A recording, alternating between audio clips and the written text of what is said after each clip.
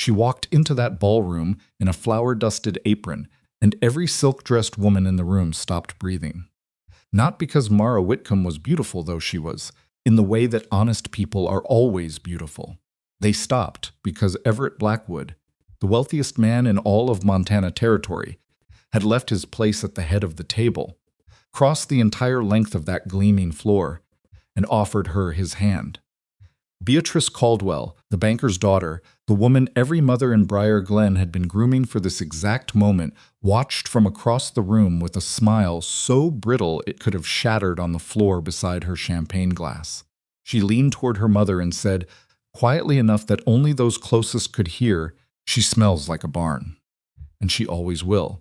If you've ever been told you don't belong somewhere by someone who believed their money gave them the right to say it, then you already know exactly how this story ends. But you don't know what it costs to get there. Stay with me. Because the woman who pulled the richest man in Montana out of the mud didn't do it for money, didn't do it for love, and didn't even know who he was when she did it. She did it because the job needed doing. And that one moment, that single unremarkable act of practical kindness on a rainy afternoon changed everything for both of them. If this is your first time here, welcome. Hit that subscribe button and stay until the end, because the best part of this story is not what you think it is. Drop your city or country in the comments below. I want to see how far this story travels. And if something here moves you, leave a like. It means more than you know. The storm came in fast, the way Montana storms always did, without apology and without warning. Everett Blackwood had been traveling the South Road, back toward his estate, when the front wheel of his buggy dropped into a rut, so deep the horse couldn't pull free. He climbed down into the mud himself, which was already a mistake, because men like Everett Blackwood did not often find themselves standing shin-deep in red Montana clay, with rain coming sideways off the foothills. He was 41 years old. He owned 14,000 acres, a herd that most cattle operations would have spent 30 years building, and a name so well known in Briar Glen that shopkeepers straightened their spines when they heard it coming. He had never, not once in his adult life, been unable to solve a problem with either money or force of will. This particular problem was ignoring both. He tried pushing from behind the buggy. The wheel sank deeper. He tried pulling the horse forward. The animal stumbled and nearly went down on one knee, and Everett had enough sense to stop before he hurt the animal worse. He stood in the rain with mud up to his boot tops and looked at the problem from 3 different angles, the way his father had taught him to approach business obstacles. And he arrived at the same conclusion from all 3. He was stuck. There was a farmhouse set back maybe 100 yards from the road. Small place, wood-framed, with a covered porch and a barn that had seen better decades but was still standing. He could see firelight through the window. He did not particularly want to knock on a stranger's door. Everett Blackwood had spent the better part of his adult life building a wall between himself and the uncomfortable experience of needing anything from anyone, and going to that farmhouse meant admitting the wall had a crack in it. But the rain was getting worse, the light was dying, and his horse was starting to shiver. He walked to the door. Before he reached it, it opened. A woman stood in the doorway with a lantern in one hand and an expression on her face that he could only describe, later and to no one, as professionally unimpressed. She was maybe 24 or 25, dark-haired, with the kind of hands that told you everything about a life spent working. She wasn't dressed to receive company. She was dressed the way you dress when you weren't expecting any. She looked past him at the buggy, looked back at him, looked at the mud on his boots and his coat and probably his face, though he hadn't thought about his face yet. "You've been pushing it," she said. Not a question. "Yes," he said. "That's why it's worse." He opened his mouth to explain that he was aware of the situation, thank you, and she had already turned back into the house and was calling for someone named Noah. A boy appeared, maybe 16, lean, with his sister's same dark eyes, and the woman was already pulling on a coat that hung by the door and picking up a coil of rope from a hook like she'd thought about this problem before he'd even arrived at it. "There are boards in the barn," she told the boy, "the wide ones from the fence repair. Bring 4. "Yes, Mara." She walked past Everett into the rain without looking at him again. He followed her. He wasn't sure what else to do. At the buggy, She crouched down and looked at the wheel the way a doctor looks at a patient, not dramatically, just with focused, practical attention. She ran her hand along the underside of the axle and made a small sound in the back of her throat that wasn't approval or disapproval, just information being processed. You drove it at an angle, she said. The road curved. The road curves the same way every time it rains. You follow the left wheel rut and you stay on solid ground. She stood up and looked at him. Have you driven this road before? Not from this direction. She nodded, like this explained everything, and surprised her not at all. Noah came back from the barn with the boards. She directed the boy without raising her voice, placing the boards under and around the wheel with quiet precision, explaining each step as she went, not to Everett, to her brother, because it was useful for the boy to know. Everett stood there in his expensive wet coat and felt, with a sensation he didn't entirely recognize, that he was in the way. He was, in fact, in the way. She asked him twice to shift left. When the boards were positioned, she tied the rope to the buggy's front axle with a knot Everett recognized from his working ranch hands. She handed the other end to her brother and told Everett, finally addressing him directly, that when she said to lead the horse forward, he should lead the horse forward, and not before, and not at an angle, and not by pulling the bridle, because that would only make the animal anxious. I know how to handle a horse, he said. She looked at him. Lead him from the left side, she said, and speak to him low. He's been standing in the rain, and he's cold, and he doesn't know you well enough to trust you right now. It was the most she'd said to him at once, and none of it was about him. It was all about the horse. On her count, Everett led the animal forward. Noah pulled. Mara pushed from behind, her boots in the mud, her shoulder against the back of the buggy frame. The wheel came free with a sound like the road releasing a long breath, and the buggy rolled up and out and onto the more solid ground at the road's edge. The whole operation had taken 11 minutes. Everett stood with the horse's lead in his hand and looked at the buggy and looked at the woman standing in the rain with mud on her coat and her hands and a perfectly composed expression, and he reached for his coat pocket because that was what you did. You solved the problem of being helped by someone beneath your station by offering them money. Clean, and it was fair, and it closed the transaction. Thank you, he said, and named a figure. Mara Whitcomb looked at the bills in his hand the way she had looked at the stuck wheel. With assessment, not want. No, she said, just that. He blinked. I'm sorry? I didn't pull your buggy out for payment. She was already coiling the rope. I pulled it out because it was blocking the road, and because your horse was going to hurt himself if you kept at it. She handed the rope to Noah. Put this back. The boy took the rope and went to the barn. Everett stood in the rain holding money that apparently meant nothing to this woman and struggled with the appropriate response. He'd been refused things before, land deals that fell through, partnerships that didn't close. He had never been refused a simple payment for a simple service. He put the money back in his pocket. The road will be worse in an hour, she said, looking at the sky. My father will want you to come inside until the worst of it passes. I don't want to impose. She gave him a look that said she had not offered because she thought he would decline, and that imposing was something you did when you arrived without need, not when you were stuck in her road. Come inside, she said. It wasn't a request exactly. It wasn't rude either. It was just practical. The way everything about her seemed to be practical. And Everett Blackwood, who had not done anything in years that wasn't deliberate and calculated, found himself following a woman he didn't know toward a farmhouse he'd never seen because she had said, "Come inside," in a tone that made refusal feel slightly foolish. Silas Whitcomb was a tall, spare man with a face that had spent 40 years making friends with the weather and a handshake like a closed contract. He looked at the mud on Everett's coat and at his daughter and said, "Wheel rut?" And she said, "Wheel rut," and that was that. Everett was given a chair near the fire, and a cup of coffee, and a plate of food he hadn't asked for, and no one asked him who he was or what he did or where he came from. That last part was the strangest thing. Everett Blackwood was accustomed to rooms rearranging themselves when he entered them.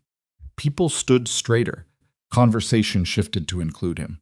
He had walked into enough rooms in Briar Glen to understand that his name arrived before him like a scout, clearing the path, adjusting the temperature.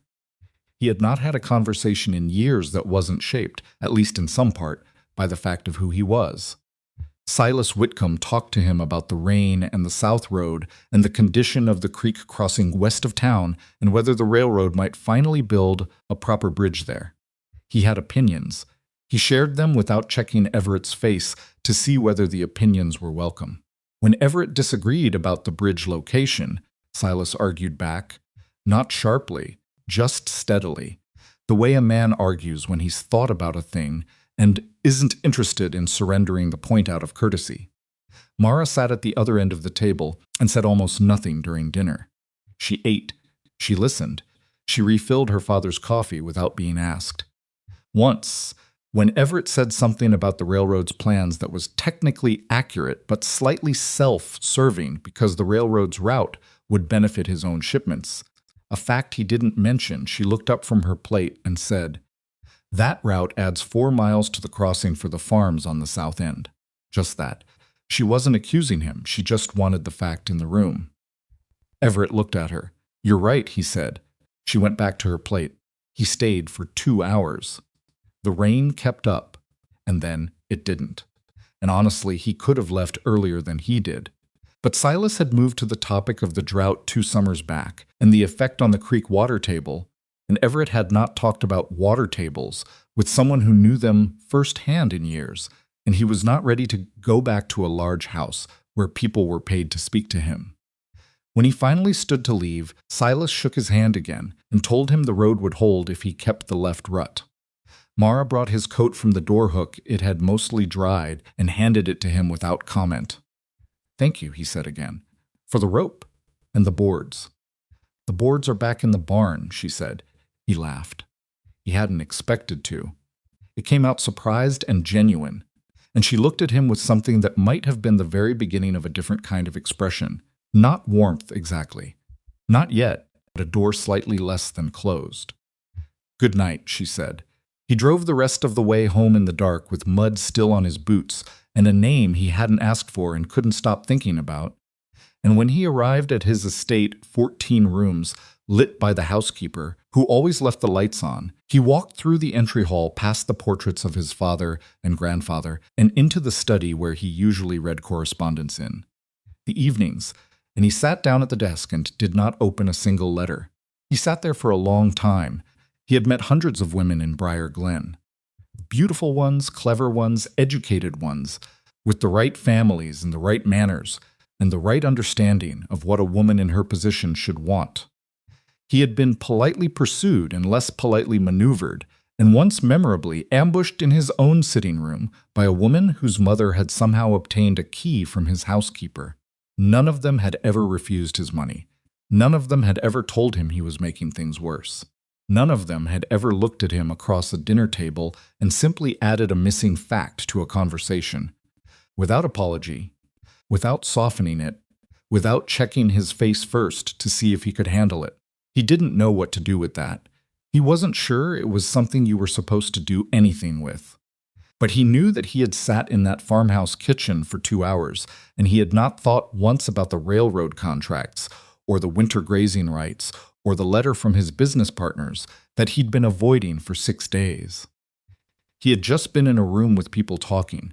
Somehow, improbably, that was the most alive he'd felt in a year. He went to bed. He lay awake longer than he usually did. He looked at the ceiling of his 4-poster bed and listened to the ranch settling around him, the distant sound of cattle, the creak of timber, the ordinary noise of a large property doing what large properties do at night. He thought about a woman who smelled like rain and wood smoke and didn't want his money. He thought about going back. And then, embarrassed by his own thoughts, he told himself firmly that he would not. He was back on the South Road 3 days later. He told himself he needed eggs. He came back for eggs. That was the story he told himself the entire ride down the South Road, and he stuck to it with the kind of commitment that a man applies to a lie he knows isn't fooling anyone, least of all himself. He had eggs at the estate. He had a housekeeper who ordered eggs by the crate from a supplier in town who delivered twice a week. There was no practical shortage of eggs anywhere in Everett Blackwood's life, and yet here he was.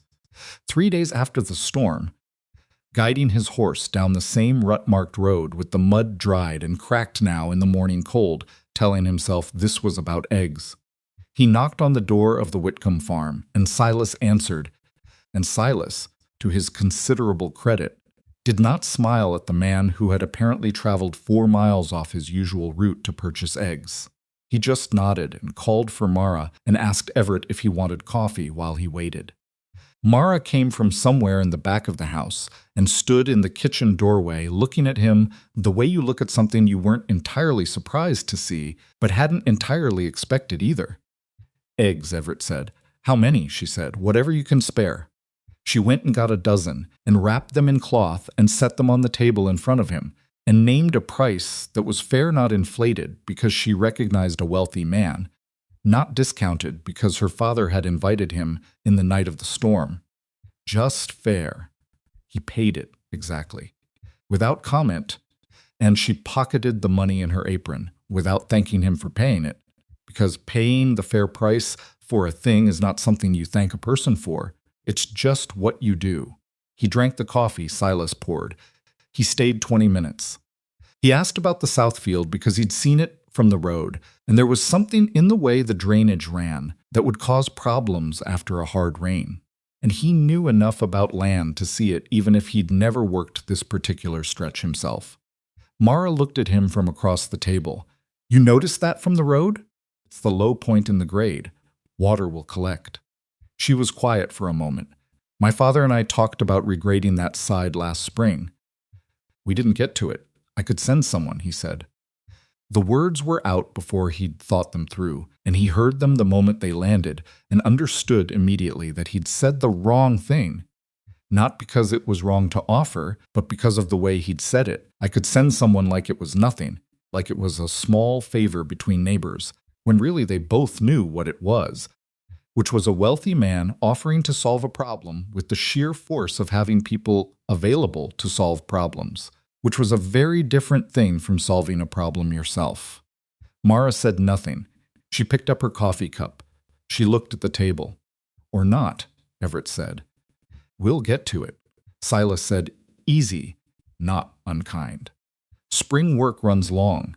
Everett nodded and let the subject go and finished his coffee and left. He drove back to the estate and spent the afternoon in his office trying to concentrate on a grazing rights dispute that actually required his attention, and found instead that he was thinking about the way Mara had looked at the table when he'd said I could send someone, and what exactly that look meant, and whether it was something he had a right to think about at all. He came back the following week. Not for eggs. He didn't bother with a reason this time, which was either progress or a different kind of dishonesty he hadn't decided. He told Silas he'd been passing by, which was only half a lie, because he had specifically chosen a route that passed by, so technically he had been passing by. Silas was repairing a section of fence along the east side of the property, working with the slow, methodical patience of a man who had done this kind of work so many times that the basics of it was built into his body. He didn't look up when Everett rode over. "You know how to work a post driver?" he asked. Everett looked at the post driver lying in the grass. He had in his entire adult life never held a post driver. He managed 14,000 acres through a foreman and a crew of 47 ranch hands, and he had not personally driven a fence post since before his father died. "Yes," he said. This was also a lie, and it became apparent within about 3 minutes, which was roughly how long it took for Silas to watch Everett miss the top of the post twice, hit it at an angle that split the wood slightly, and then overcorrect in the other direction. Silas took the post driver back from him without comment, reset the post, and drove it in 4 clean strikes. "You hold it like that," he said, and showed him the grip. Everett tried again. He did better. Not well, but better. Mara found them working along the fence line about an hour later. She had a canvas bag over one shoulder, and she stopped walking when she saw Everett with the post driver, looked at her father. And something passed between them that Everett couldn't fully read, some private parental amusement that had been earned by years of knowing each other. He volunteered, Silas said. "I see that," she said. She set the bag down in the grass and pulled out the noon meal-wrapped bread, a jar of something, and some hard cheese, and the three of them sat in the grass and ate. And Everett was aware that his coat was dirty, and his hands hurt, and he had not been this physically uncomfortable in years, and also that he was not entirely unhappy about it. "You're doing it wrong," Mara said. He looked up. He wasn't doing anything. He was eating bread. The post from Section 3. "You drove it at an angle. Your father reset it." "I know, I'm saying you drove it at an angle." She said it without heat, the way you state a fact. It doesn't help to pretend you've done something before when you haven't. You just slow the work down. Everett chewed his bread and looked at her. "Fair enough," he said. She seemed slightly surprised by that. Not that he agreed more, that he agreed that simply, without argument or explanation, or the kind of graceful self-deprecation that men sometimes use to turn their mistakes into charming anecdotes. He had just said, "fair enough," and meant it, and she filed that away somewhere. He could see her doing it, and went back to her meal. He came back after that with some regularity. He stopped pretending he had reasons. He showed up, and either Silas put him to work or Mara did, and he worked, badly at first and then less badly, and they corrected him when he needed correcting, and left him alone when he was managing. He started to recognize the difference between the work that was hard because it required skill and the work that was hard because it was just unpleasant, and he learned to have more respect for the second kind, because that was the kind that most people who worked for a living did most of the time. One afternoon in the barn, trying to repair a hinge on a stall door that had been giving trouble for some months, he hit his thumb with a hammer hard enough to make his eyes water. He said something that was not appropriate for mixed company. Mara, who was working on the other side of the barn and shouldn't have been close enough to hear it, said from somewhere in the shadows, "The hinge is set too high. That's why it keeps pulling." He looked at his thumb. He looked at the hinge. "Why didn't you say that before I started?" "I wanted to see if you'd figure it out." "Did I?" "No, you hit your thumb instead." He stood there with his hurt thumb and his hammer and looked at the top of her head where she was bent over something on the workbench, and he laughed again, the same kind of surprised, unguarded laugh as that first night in the rain, and she looked up, and this time the door was more than slightly open. Not all the way, but open. She showed him how to reset the hinge. She was patient about it. Genuinely patient, not the performed patience of someone waiting for a fool to finish so they could do it properly, but the real kind, the kind that comes from actually believing the person across from you is worth teaching. She talked him through each step with her hands doing most of the explaining, and when he got it right, she said there in a tone that was not praise exactly, but was something close. The market days started not long after. Briar Glen held its market on the second Saturday of each month in the open square beside the grain exchange farmers. Tradespeople, women selling cloth and preserves and candles, a blacksmith who set up at the corner and mostly served as a landmark for meeting people. Everett had attended market days before, usually briefly and usually on his way somewhere else, and he had always moved through the square the way he moved through most places in town, which was with the speed and slight removal of a man who had a great many things to attend to. He went with the Whitcombs for the first time in late August, and it was different. Mara had a table. She sold cloth homespun. Some dyed, some not. All of it good quality and some of it excellent, with a density and evenness to the weave that you didn't see everywhere.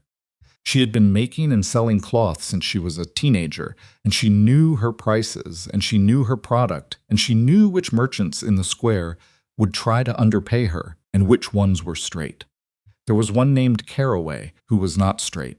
Everett watched him approach Mara's table and pick up one of her better pieces, a dark indigo wool, dense and even.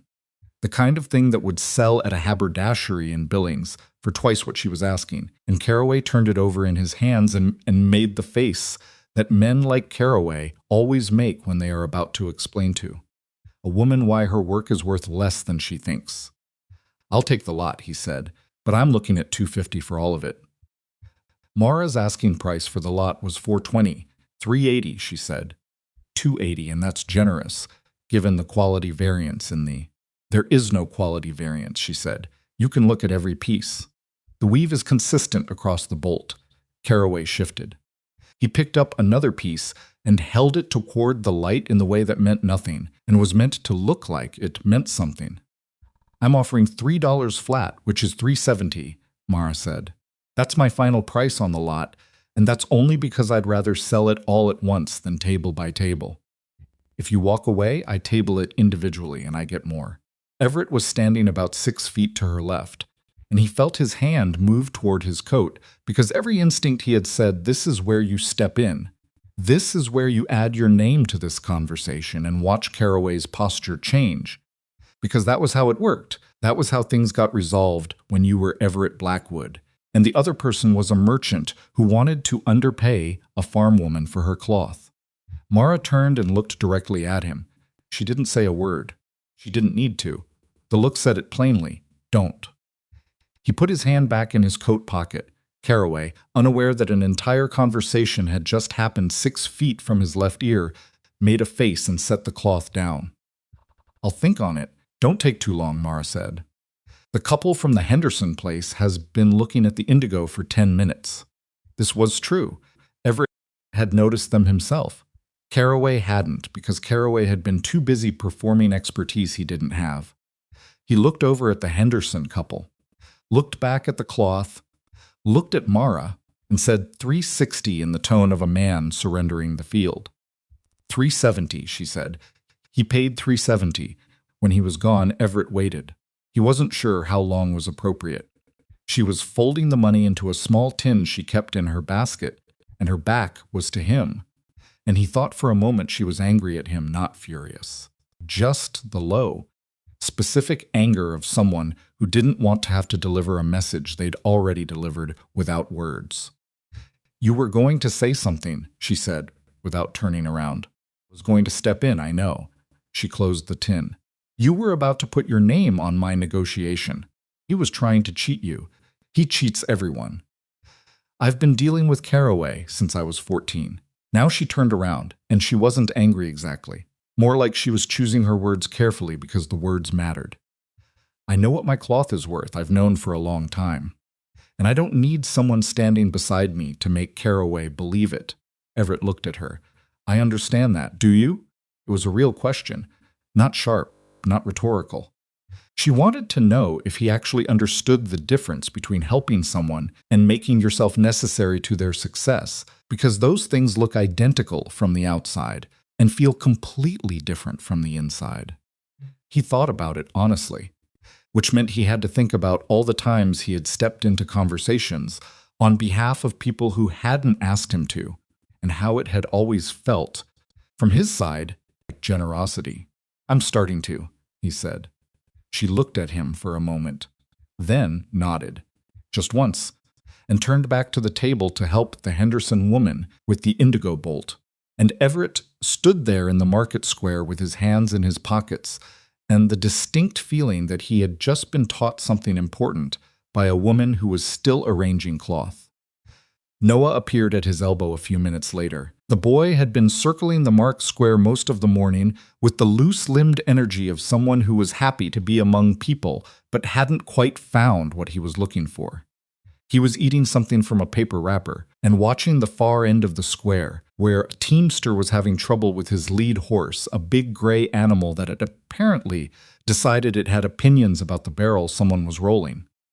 Passed and was expressing those opinions at volume.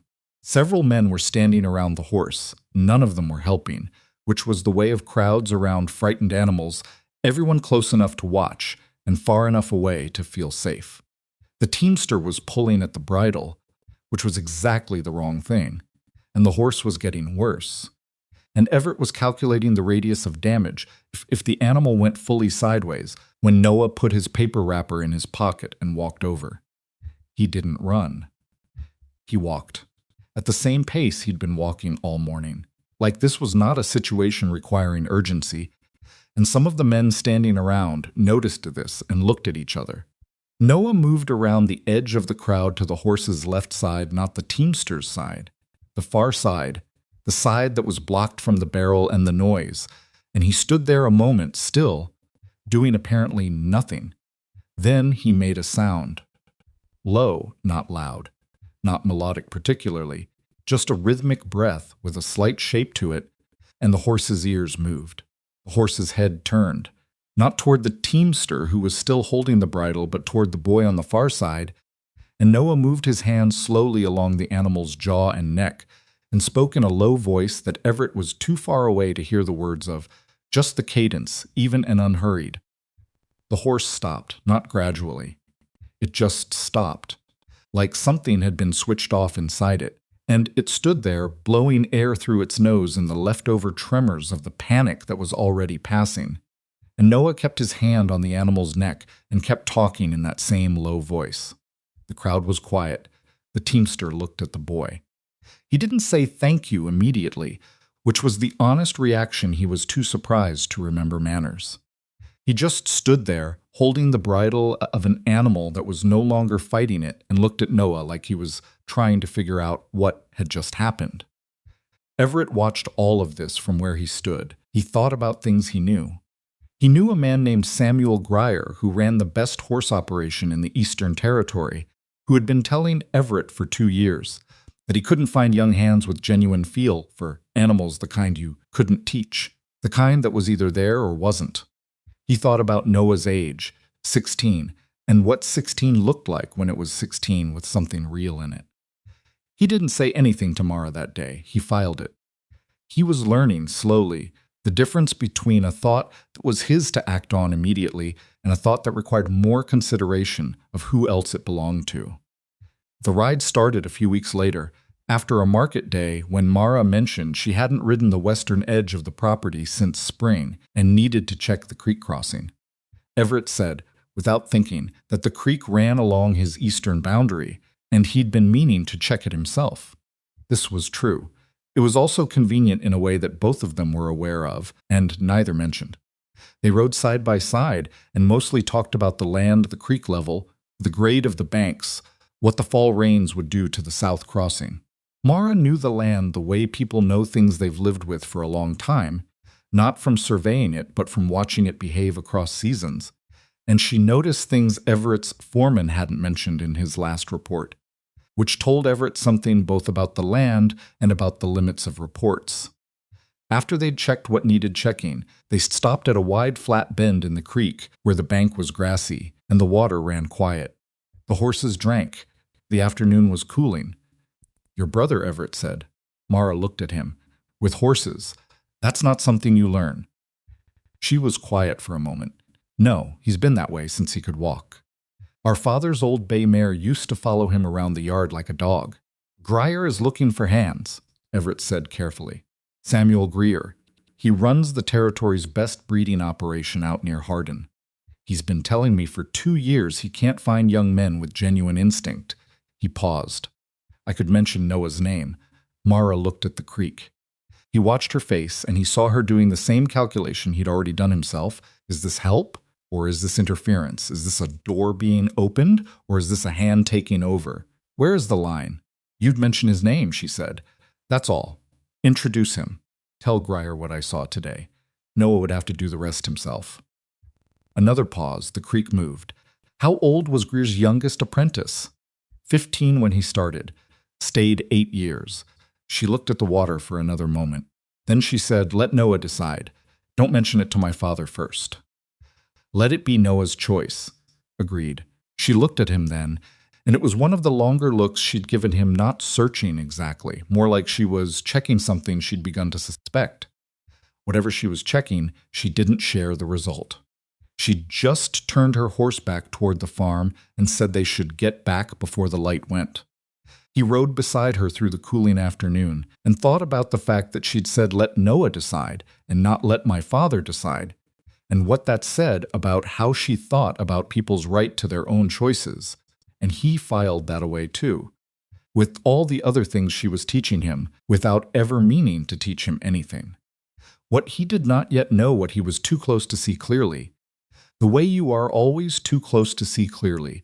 The things that matter most was that the lesson she was teaching him would be the very same lesson he would fail spectacularly months later when it mattered most. But that was still ahead of him.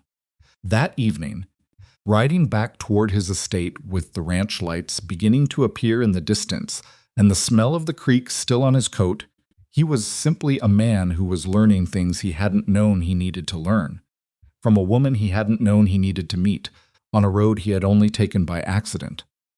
He went home and did not read his correspondence. He sat in the study and looked at the wall for a while. Then he wrote to Samuel Grier about a boy named Noah Whitcomb. The letter was one paragraph.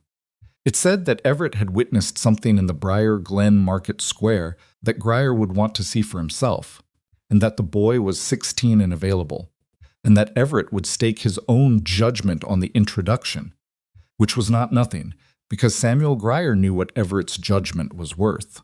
He sealed the letter and set it aside for the morning post and went to bed. He lay awake thinking about a woman sitting beside a creek in the afternoon light and did not sleep well and didn't much care.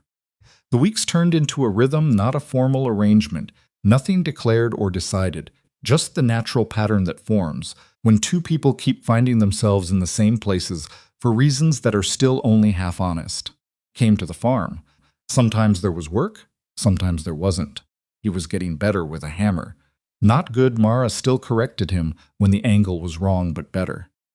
His hands were showing it, the small calluses forming at the base of his fingers, and his housekeeper noticed and didn't comment, which was the best kind of housekeeper. Silas watched all of it with the patient, unhurried attention of a man who had no intention of hurrying anything. He was not blind to what was happening. He was also not the kind of man who spoke about a thing before it was ready to be spoken about. He invited Everett to dinner regularly and talked to him about the land and the railroad and the water rights dispute on the north side of town, and never once mentioned his daughter in a way that suggested he had a stake in the outcome, which was the most deliberate kind of not mentioning. Mara herself was harder to read, and Everett had stopped trying to read her the way he read business situations, looking for leverage points, calculating positions, anticipating responses. That approach didn't work on her. She was not strategic in the way he was used to people being strategic. She was just honest, which was actually more disorienting because honesty didn't follow the patterns he knew. She told him one afternoon, sitting on the fence by the east pasture while they watched the young stock move in the cooling air, that she had always wanted more than the farm. She said it plainly, looking out at the field, no apology in it, and no dissatisfaction, either, just a statement of fact about herself that she had evidently made peace with saying out loud. More like what? He asked. She thought about it. I don't know exactly. That's the honest answer. I know there are things I haven't seen, and things I don't know, and places where the world works differently than it works here. And I want to, she paused, searching for the right word, I want to stand in those places. Even once, that doesn't sound like much to ask. No, she agreed. But a farm doesn't run itself while you go stand somewhere else. And my father, she stopped. My father works harder than any man I know. He has for 30 years. The farm is what we have. Everett looked at the field. He thought about 14,000 acres and a house with 14 rooms and the freedom that money gives you, which is mostly the freedom to want something different. Everyone deserves somewhere to imagine what they might become, he said. She looked at him. That's what you're describing, he said. It doesn't seem like a strange thing to want. She was quiet for a long moment. Below them, the young stock moved in a small group toward the water trough, and the evening was coming down soft and golden the way it did in September, before the cold came in hard. No, she said finally, in a voice slightly different from her usual one. I suppose it doesn't. He knew, sitting on that fence in the September light, what the feeling was. He had known it for a while, probably since the creek, probably before that, possibly since the night in the rain, when she'd told him he was making things worse. He knew the word for it. He had been a man for 41 years, and he was not unfamiliar with wanting things. But wanting Mara Whitcomb was different from anything he'd wanted before, because every other thing he had ever wanted, he had known how to get.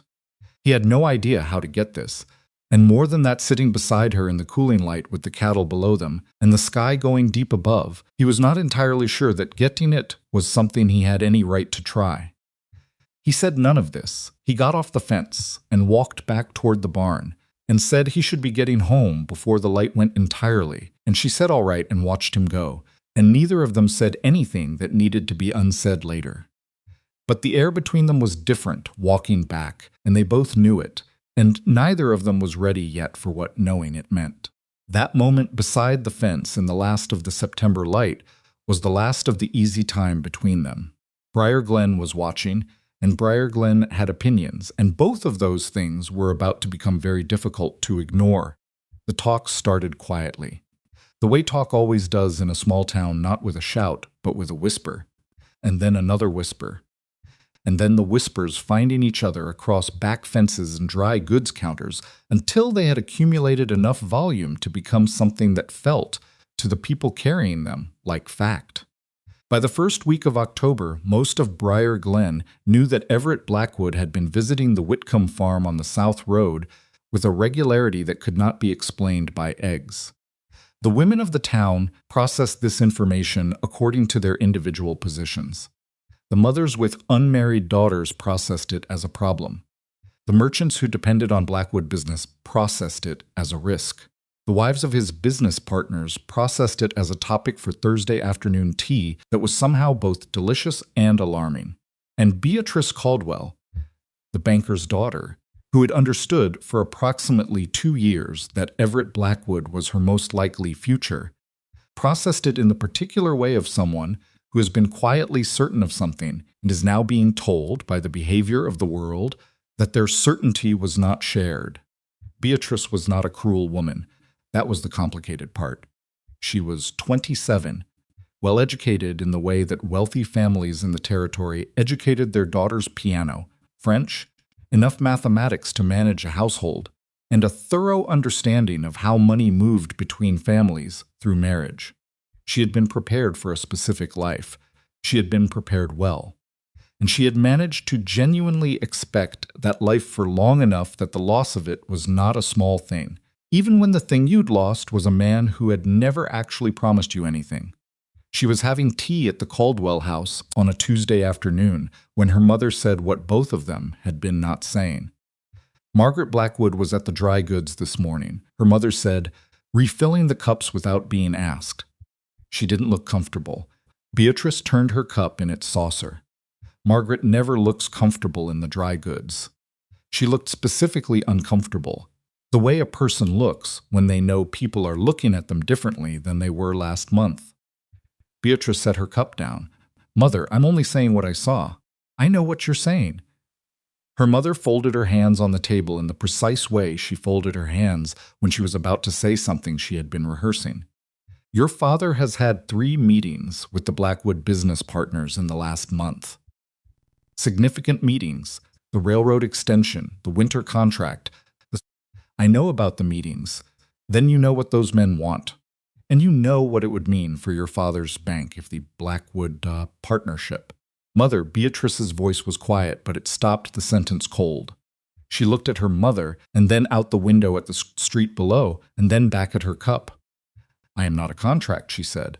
I understand what father wants. I understand what would be convenient, but I am not a business arrangement. Her mother looked at her with the particular expression of a woman who loves her daughter and also lives in the real world and finds those two facts difficult to hold at the same time. She didn't say anything else. This conversation reached Everett 3 days later. Not directly, nothing in Briar Glen reached anyone directly but through a visit from his own aunt, Margaret Blackwood, who arrived at the estate on a Wednesday morning with the look of a woman who had been putting off a trip she knew she needed to make. Margaret was his father's sister, 70 years old, iron-spined, and honest in the way that people are honest when they have reached an age where dishonesty seems like too much work. She had disapproved of many of Everett's decisions over the years and had told him so clearly and then helped him manage the consequences, which was as close to unconditional support as their family's particular emotional vocabulary allowed. She sat in his study and accepted coffee and got to the point within 4 minutes. People are talking, she said. People have always talked. This is different. This is specific. She set her cup down. The Whitcomb girl. He did not say she has a name, though he wanted to. He said, yes. How serious is this, Everett? I haven't decided yet what serious means. Margaret looked at him with the look she'd been giving him since he was 12 years old, which communicated clearly that she was not interested in evasion, had never been interested in evasion, and did not intend to start now. Then let me tell you what it means to everyone else. It means that Caldwell's men are nervous.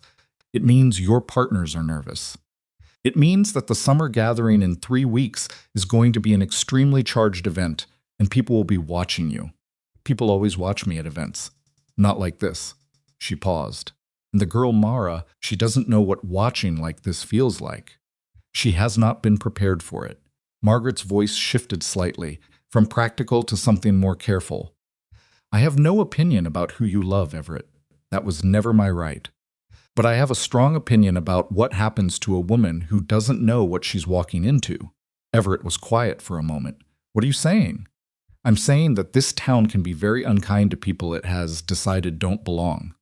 And I'm saying that a young woman from a farm on the South Road, with no standing in this social structure and no protection within it except what you provide, is walking into something that will require a great deal more than courage. It will require armor, and no one has given her any. He looked at his desk. He looked at the letter from his business partners that had arrived yesterday and that he hadn't opened yet. Are you telling me to step back? He asked. I'm telling you to think clearly, she said. There's a difference. She left without telling him what to do, which was characteristic and also somewhat unhelpful. And Everett spent the rest of the afternoon opening the letter from his business partners, which was expected. A strongly worded document arguing the mutual advantages of a partnership with Caldwell's bank, expressed in the careful language of men who wanted to say marry Beatrice and were saying instead consider the strategic value of a long-term alliance with established financial institutions in the region. He set the letter in the drawer where he put things he wasn't ready to throw away and wasn't ready to answer. The summer gathering had been a Briar Glen tradition, since before Everett's father's time a late-season party hosted by rotating families among the town's wealthy, held usually in the largest available venue, which this year was the Caldwell house itself, because the Caldwells had built a ballroom addition in the spring that everyone had opinions about, and everyone intended to attend in order to have those opinions. It was the kind of event where the food was secondary and the observing was primary, and everyone arrived knowing that the real business of the evening was social positioning, and that the dancing was something you did while conducting it. Everett had agreed to attend 3 months earlier, before the South Road, before the eggs, before Mara Whitcomb had said, "You're making it worse in the rain," and changed the weather inside his chest without apparently trying to. He went. He arrived at the Caldwell house at 7:30 and was immediately flanked by his business partners, who were managing their nervousness in the form of excessive sociability, shaking his hand and drawing him into conversations about winter contracts with the artificial enthusiasm of men conducting a second agenda. The ballroom was warm and crowded and smelled of candles and too many women's perfume and the particular anxiety that expensive social events generate in the people hosting them. Beatrice found him within 20 minutes. She was in dark blue, her hair done in the current fashion, and she looked exactly as she had been raised to look at events like this, poised, appropriate, and carrying the very slight brittleness of someone working to appear at ease. "Everett," she said. "Beatrice, you look well. Thank you." She accepted a glass from a passing tray without looking at it. "My father wants to speak to you later about the Northern contract." He might. She looked at him. They had known each other long enough that the social layer between them was very thin, and what was under it was not animosity, it was something more uncomfortable than animosity, which was mutual recognition. She knew exactly what the evening was supposed to accomplish. He knew that she knew, and she knew that he knew that she knew. "You don't have to be polite about it," she said quietly. "I'm aware of my own situation, Beatrice. I'm not asking for anything," she said quickly. "I'm not that. I just stopped." She took a breath. "I want to say it plainly once, so it's been said. My father's plans are not the same as my wishes. I know the difference." She looked at him directly. "I think you should know that I know." He looked at her and thought that Beatrice Caldwell, in another life, In a world where she'd been allowed to want things outside of the structure she'd been born into, might have been someone worth knowing fully. I do know, he said, and I'm sorry. She nodded once, and that was all there was of that conversation, because the band was starting and people were turning toward the floor and the social machinery was pulling everyone back into their designated positions. Everett moved through the room. He spoke to the people he needed to speak to and said the things that were necessary and accepted 2 glasses of wine and drank one of them. He was aware of being watched, which was ordinary, and of the watching having a specific quality tonight that was not ordinary in anticipatory edge, like an audience that has been told something is going to happen and is waiting to see if it will. He found Mara in the kitchen. This required explanation. The Caldwell kitchen opened onto the back of the ballroom through a service hallway, and some of the farm families of the area, the ones who sold goods to the Caldwells, the eggs and cream and occasional produce that a household of that size consumed in quantity, sometimes arrived through the back entrance with deliveries on event nights because the cook preferred it. Mara had brought cloth, not food. She had been commissioned for table linens, and the cook had asked her to bring them the evening before the party, and the timing had moved to the evening of the party, and she had delivered them through the back entrance at 8 o'clock in the apron she'd been wearing when she left the farm. She was standing by the kitchen table with the cloth folded into a stack, and the cook was counting pieces. And Everett had come through the service hallway, looking for a quieter route to the north end of the ballroom, because his business partners were assembling near the main entrance, and he needed a different path, and he found her. She looked up. He stopped. She was not dressed for the party. She had never been told there was a party, or rather, she had known in the way that everyone in the area knew, but it had not applied to her, because it was the kind of party that did not apply to her. She had a cloth bag over one shoulder, and her hair was pinned back in the practical way she always wore it for work, and there was a small ink stain on the back of her right hand from where she'd been writing prices in her ledger before she left. "I didn't know you'd be here," they said, almost exactly at the same time. The cook counted the last piece and made a mark in her ledger and said she'd get the payment from the household account and excused herself, which left them in the kitchen with the sound of the band filtering through the walls. "I brought the linens," Mara said. "I came through the wrong door," he said. She looked at him at his dark coat, the formal one, the one he wore to events, and looked at the doorway behind him where the music was coming from. And he could see her putting the situation together with the speed and precision that she applied to everything, because Mara Whitcomb had never been slow about a fact. "Go," she said. "Don't." The word came out before he decided to say it. "Come with me." She looked at him steadily. "Everett, I mean it. Come in. I'm in an apron, I know." "There are 100 people in that room," she said, with a patience that suggested she felt the need to ensure they were discussing the same situation. "People who know who you are and who I am and what it means if I walk in there beside you." "I know," he said again. She studied him. He was used to her doing this, the look that wasn't cold and wasn't calculating, but was simply honest, trying to determine whether the thing in front of her was what it appeared to be. He held still under it. He'd learned to hold still. "You've thought about this," she said. "I'm thinking about it right now." That's different from having thought about it. "Mara." He took one step toward her, and she didn't move, which he understood as neither welcome nor refusal, but as the signal of a woman who was going to wait and hear the rest before she decided anything. "I am tired of the room deciding things for me. I am tired of rooms deciding things for everyone in them. If you walk out of here through the back, and I go back through that door alone, and we both spend the next 2 hours being what the room expects us to be, then the room wins. And the room has been winning long enough." She was quiet for a long moment. "We'll say things," she said. "Yes, not just about me." "About you, I know.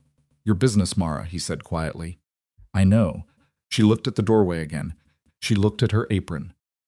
She reached up and smoothed her hair, not primping, just a practical check, making sure the pins were where she'd put them, and she looked at him one more time. "If I regret this," she said, "I'm going to say so." "I'd expect nothing less," he said. They walked in together. The room did not fall silent all at once. It was more like the silence moved across it in a wave, table to table and cluster to cluster, as people registered what they were seeing. Everett Blackwood, walking through the main floor of the Caldwell Ballroom with a young woman in a farm apron and a cloth bag over her shoulder, who everyone recognized and nobody had expected. The band did not stop playing. Musicians are professionals, and they work through worse, but the conversation stopped, and the dancing thinned, and the silence that moved through the room was not polite silence. It was the particular silence of a crowd absorbing information that rearranges their understanding of the evening. Everett felt the stares. He was accustomed to stares. He did not look around at them. He kept his eyes on the floor ahead and kept walking. Then he stopped, turned to Mara, and offered his hand. She looked at it. She looked at him. She looked at the room quickly, not nervously, just taking an honest inventory of what was there, and then she took his hand, and they walked to the center of the floor. The band, bless them, chose this moment to move into a waltz. Whether this was planned, accidental, or simply the musicians reading the room and deciding that something dignified was called for, Everett never knew. He put his hand at her waist and felt her back stiffen slightly, not with fear, with the controlled alertness of a person doing something in public that they have never done before and have no intention of doing badly, and they danced. She was not a trained dancer. She did not move like the women in this room moved with the fluid autopilot of years of lessons. She moved the way she did most things, which was with careful, practical attention, following his lead not because she deferred to him, but because he knew the steps and she didn't, and she was honest about what she didn't know. Within a minute, she had the rhythm and she was steady, and the stiffness in her back became something different, not relaxation. Because Mara Whitcomb did not relax in situations that required alertness, but a settled quality, a deliberate choosing to be where she was. He heard it before he saw the person it came from. A woman's voice, close enough to be deliberate, pitched just above the music. She smells like a barn, and she always will. He knew the voice. He had known it for 3 years. It belonged to Clara Mize, who was 45 and wealthy, and had never worked a day in her life and had opinions about everything and enough social standing to deliver those opinions anywhere she chose without consequence, or so she believed. Mara heard it. He knew she heard it because he felt the hand in his tighten, just slightly and then deliberately loosen.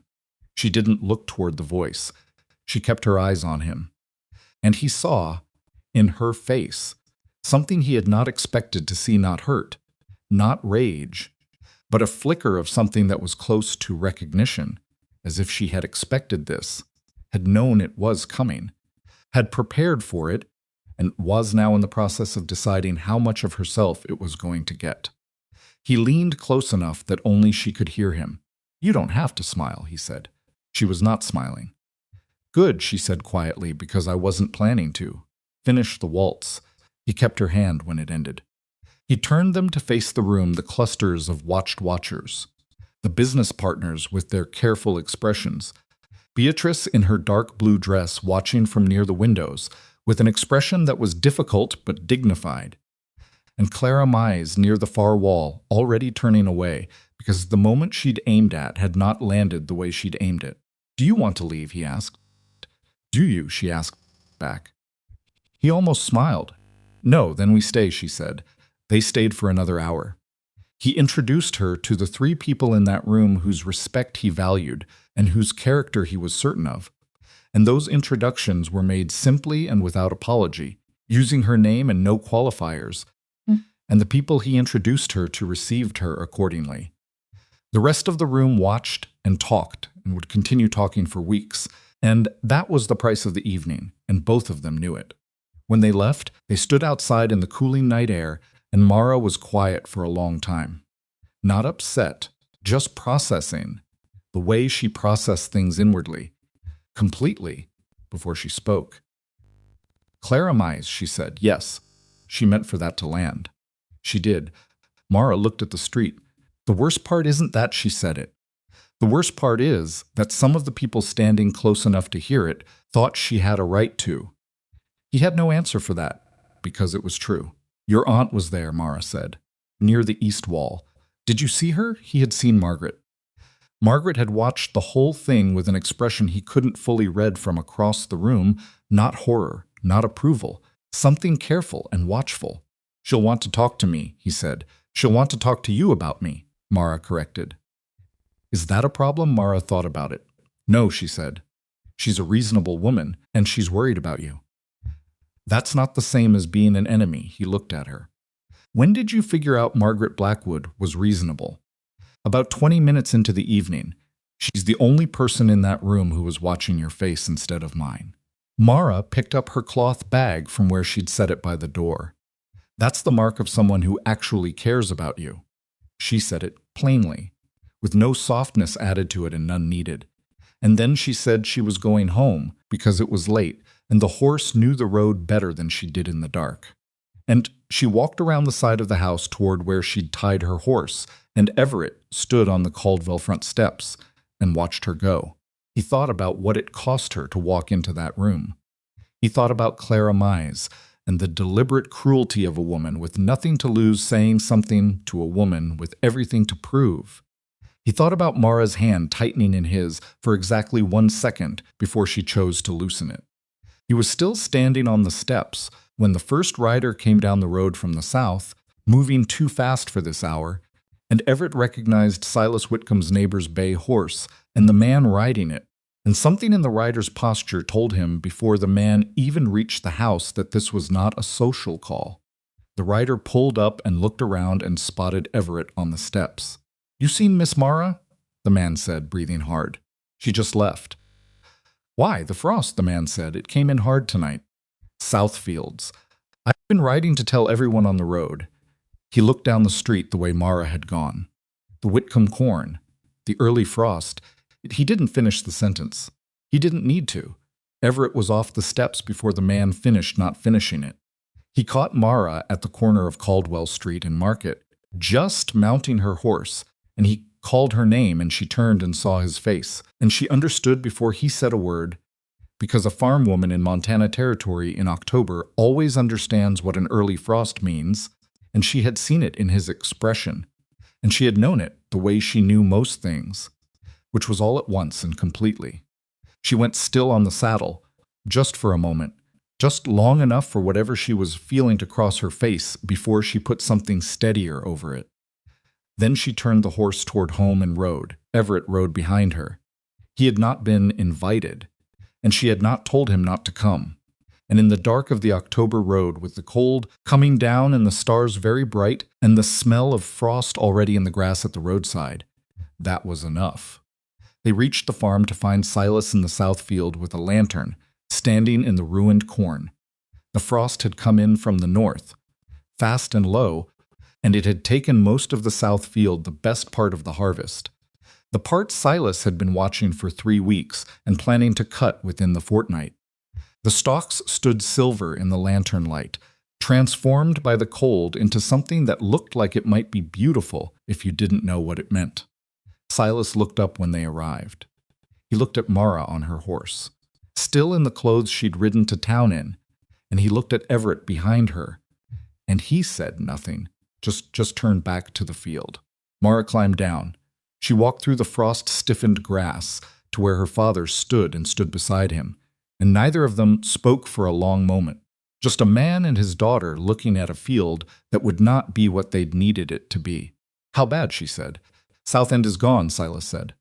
The north rows might be salvageable, maybe a third of what we planned. Mara was quiet. I'll check the accounts in the morning, Silas said, in a voice that was very careful.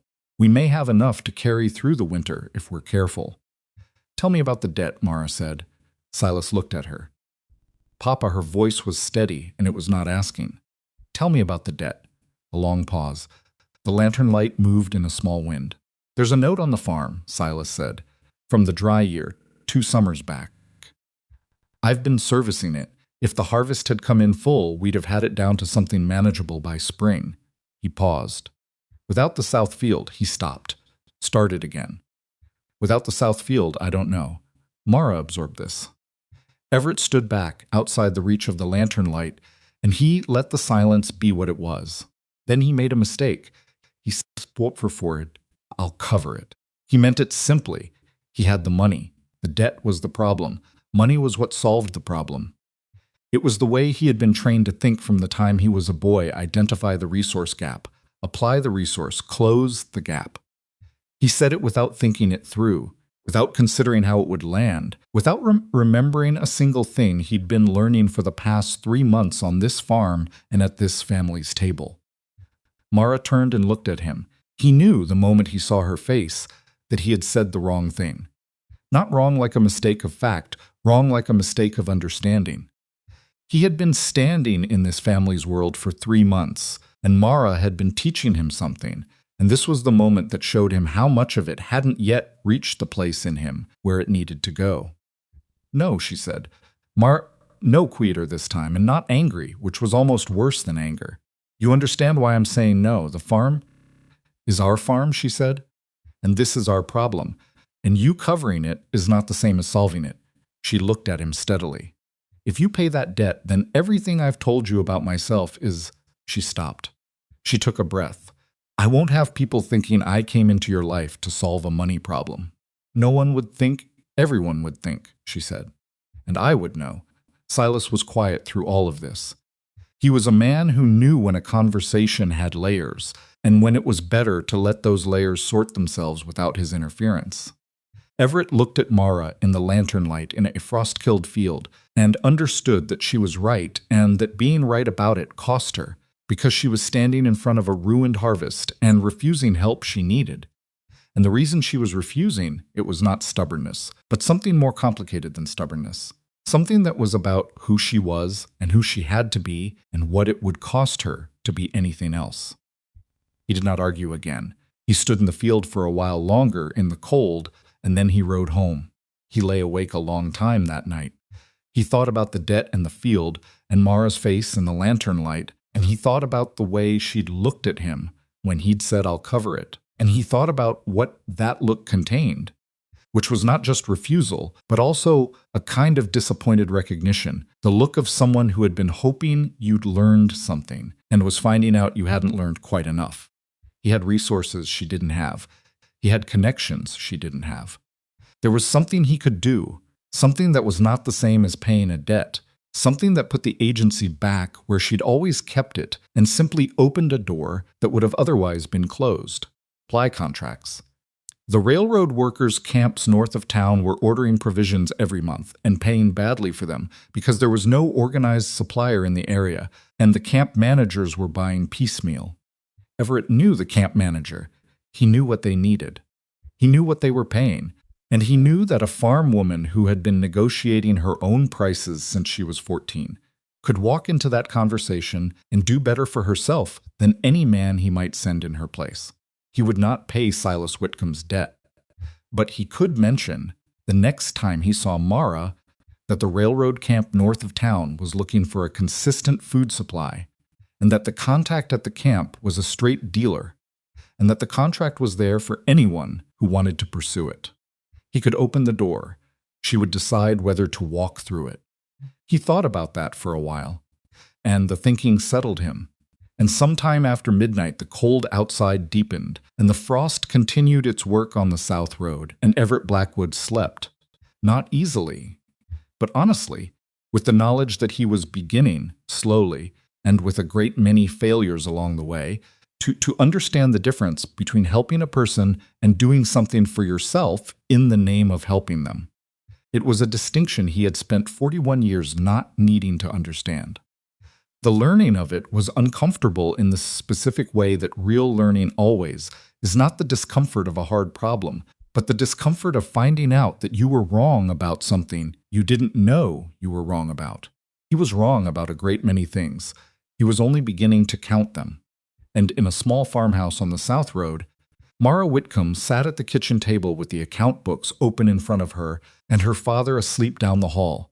And she worked the numbers in the lantern light with the same quiet, deliberate precision she applied to cloth and fences and ruined corn. And a man who kept showing up and kept getting it almost right, and she worked until the numbers told her what she needed to know. And then she closed the book and sat in the dark for a while before she went to bed. He told her about the railroad contract 3 days after the frost. He did not make it into something significant.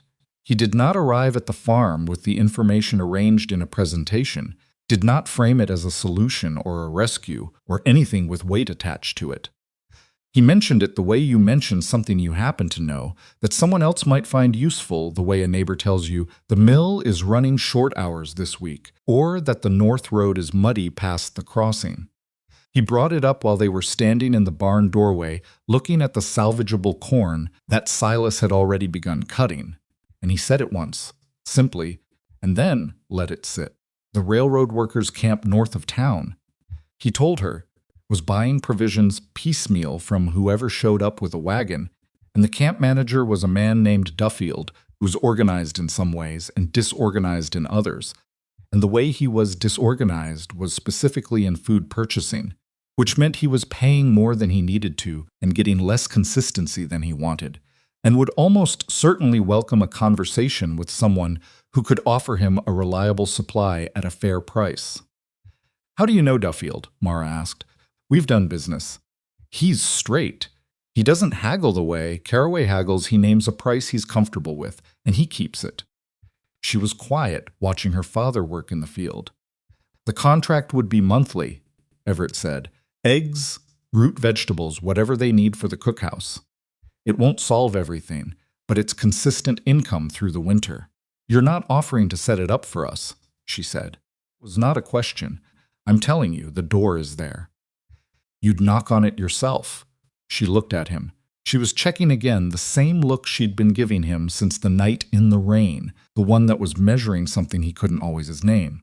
Whatever she found this time seemed to satisfy the measurement, because she turned back to the field and said, "I'll ride out to the camp tomorrow morning. Do you want the introduction? I can write a letter." "Just write it to say you know me and I'm reliable," she said. Nothing else. He wrote exactly that. 4 sentences. Her name, her farm, her product, and a single line saying that Everett Blackwood vouched for her character and reliability, and that Duffield would not be wasting his time. He gave her the letter the next morning without reading it to her, because she was a woman who could read her own letters. She came back from the camp that afternoon with a monthly contract for eggs, potatoes, turnips, and dried corn enough to cover the shortfall from the lost harvest and make a start on the note Silas had been carrying since the dry summer. She did not celebrate this loudly. She sat down with the account books and recalculated the winter figures and told her father what the new numbers looked like, and Silas nodded and said that would do, and that was the Whitcomb family's version of relief. When she told Everett the next day, she said, "Duffield tried to push the egg price down." "Did he?" "I told him the price held, or I'd find a camp that could use consistent supply more than he could." "Did he take it?" "He took it." A pause. "He also asked if I had any recommendations for a second supplier in case I couldn't cover volume in a high month. I gave him the Henderson's name." Everett looked at her. "You gave away potential business. I gave Duffield a reason to trust me," she said. "A supplier who only looks out for herself is a risk. A supplier who solves his problems is a partner." She looked at him steadily. "He'll give me the better contract next spring because of it." He was quiet for a moment. "Where did you learn that?" "From watching my father sell cattle to the same buyers for 30 years, she said. "You keep your word, and you make their life easier, and they come back." It was such a simple piece of wisdom, stated so plainly, that it hit him the way simple things sometimes hit you, not with force, but with the quiet shock of recognizing something true that you have always known but never assembled into a sentence. He thought about his business partners. He thought about how much of his professional energy went into managing what they wanted from him and protecting what he wanted from them, and how little of it felt like partnership in the way Mara meant the word. He did not say any of this. He filed it with the other things she was teaching him without meaning to. The weeks that followed were the best of that year, and neither of them said so because saying so felt like tempting something. The Whitcomb farm stabilized. Mara rode to the railroad camp twice a month with the wagon, always on time, always the right quantities, and Duffield, who was indeed a straight dealer, paid on delivery without dispute. Silas began to breathe with less effort. The number in the account book moved in the right direction, slowly and by their own work, which was the only way Mara had been willing to let it move. Noah received a letter from Samuel Greer's operation in Hardin. Grier had looked into the recommendation, had made inquiries of his own in Briar Glen, and had written to ask if Noah Whitcomb would be willing to come to Hardin for a 2-week trial period at his own expense, after which Grier would make a determination. The letter was addressed to Noah directly. Everett had been specific about that. Noah read it at the kitchen table with Silas and Mara watching him. He read it twice. He set it down and looked at the table for a long moment in the way of someone doing a calculation that has nothing to do with numbers. 2 weeks, Mara said. I know, we can manage 2 weeks, Silas said. Not pushing, just making the fact available. Noah picked up the letter again and looked at the address at the top. He wants me to come on my own expense, he said. This isn't a charity situation. No, Everett said from the doorway, where he'd been standing quietly since the letter arrived and had not intended to speak but spoke anyway. He does this with every trial. He wants to know if someone wants it enough to invest in themselves. Noah looked at him. He's not sorting for money, Everett said. Sorting for commitment. The ones who come on their own scent are the ones who stay. Noah was 16 and he looked it. Sitting at that kitchen table with a letter that could be the beginning of something or nothing, and he looked young and also, underneath the youth, entirely serious. What's the work like? Hard, Everett said. Longer days than here. More animals, more variables, more to learn. Grier is patient, but he's exact. He doesn't suffer carelessness. I'm not careless with horses.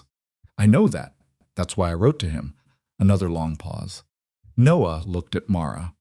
She said nothing, which was the most deliberate thing she could have done. She had told Everett months ago that this would be Noah's choice, and she was keeping her word, even sitting in her own kitchen with her own brother, which cost her something because Everett could see that she wanted to say go and was not saying it. I'll go, Noah said. Silas nodded. Mara looked at the table. Noah left for Hardin on a Tuesday morning with a packed bag and his father's old coat and the contained excitement of a person walking toward something they have wanted for a long time without letting themselves want it too obviously. Everett was at the farm when he left. He shook Noah's hand, and the boy's grip was good and steady and nervous, and Everett said nothing except good luck, which was all that needed to be said. After Noah rode out, Mara stood in the yard watching the road until he was gone from sight. Everett stood a few feet away and let her have the moment. He's going to be good, Everett said, when she finally turned from the road. I know, she said. That's not what I'm thinking about. What are you thinking about? She looked at the empty road for another moment. That this is the first time someone in this family is going somewhere. He understood what she meant, not away from toward. The difference between leaving because there's nothing and leaving because there's something. He didn't say anything. She didn't need him to. It was in those days, the last quiet days of October before the pressure from outside arrived in full, that Everett let himself stop, pretending he didn't know what he felt. He had known for a long time, probably since the creek in September, possibly since earlier than that.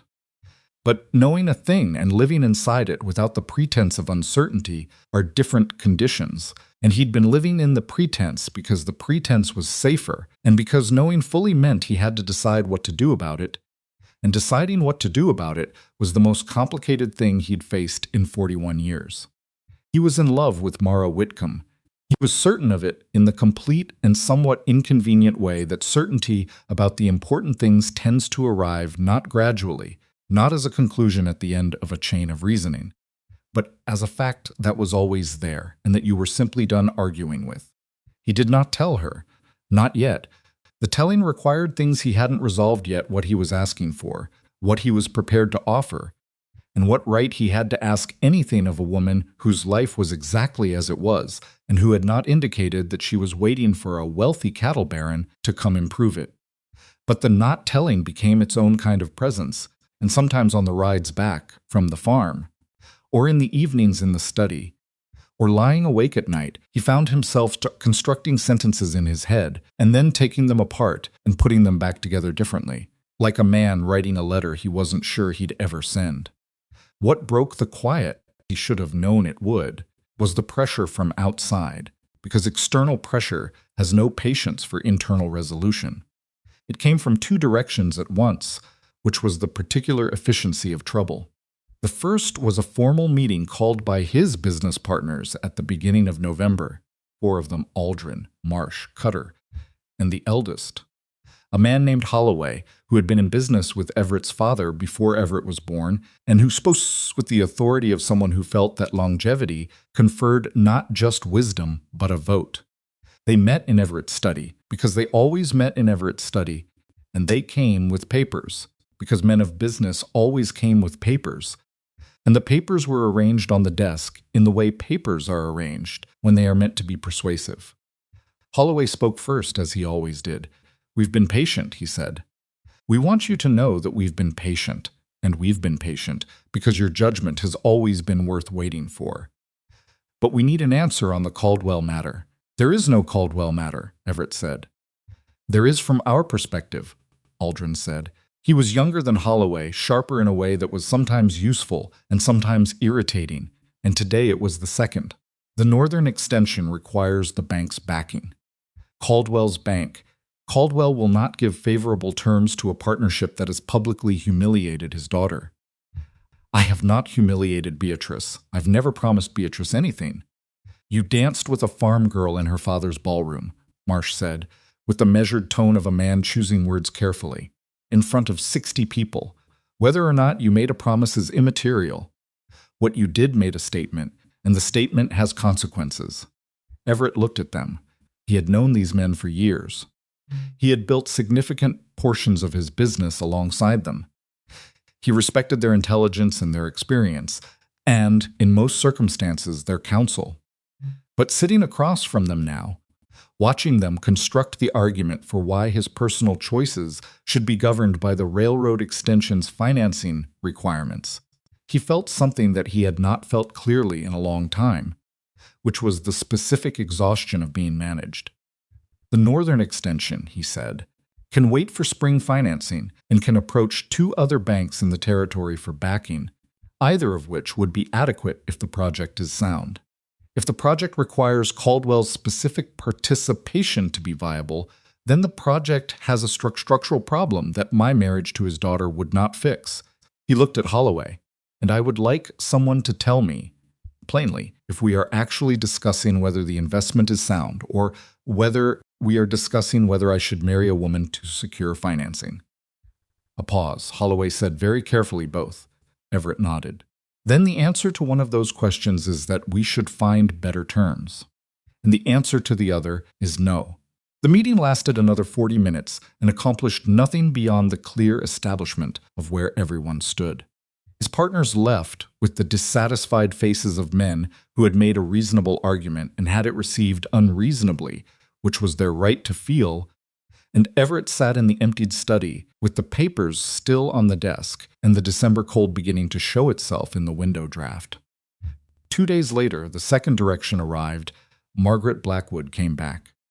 She came on a Thursday afternoon, and she accepted coffee again, and this time she did not get to the point within 4 minutes.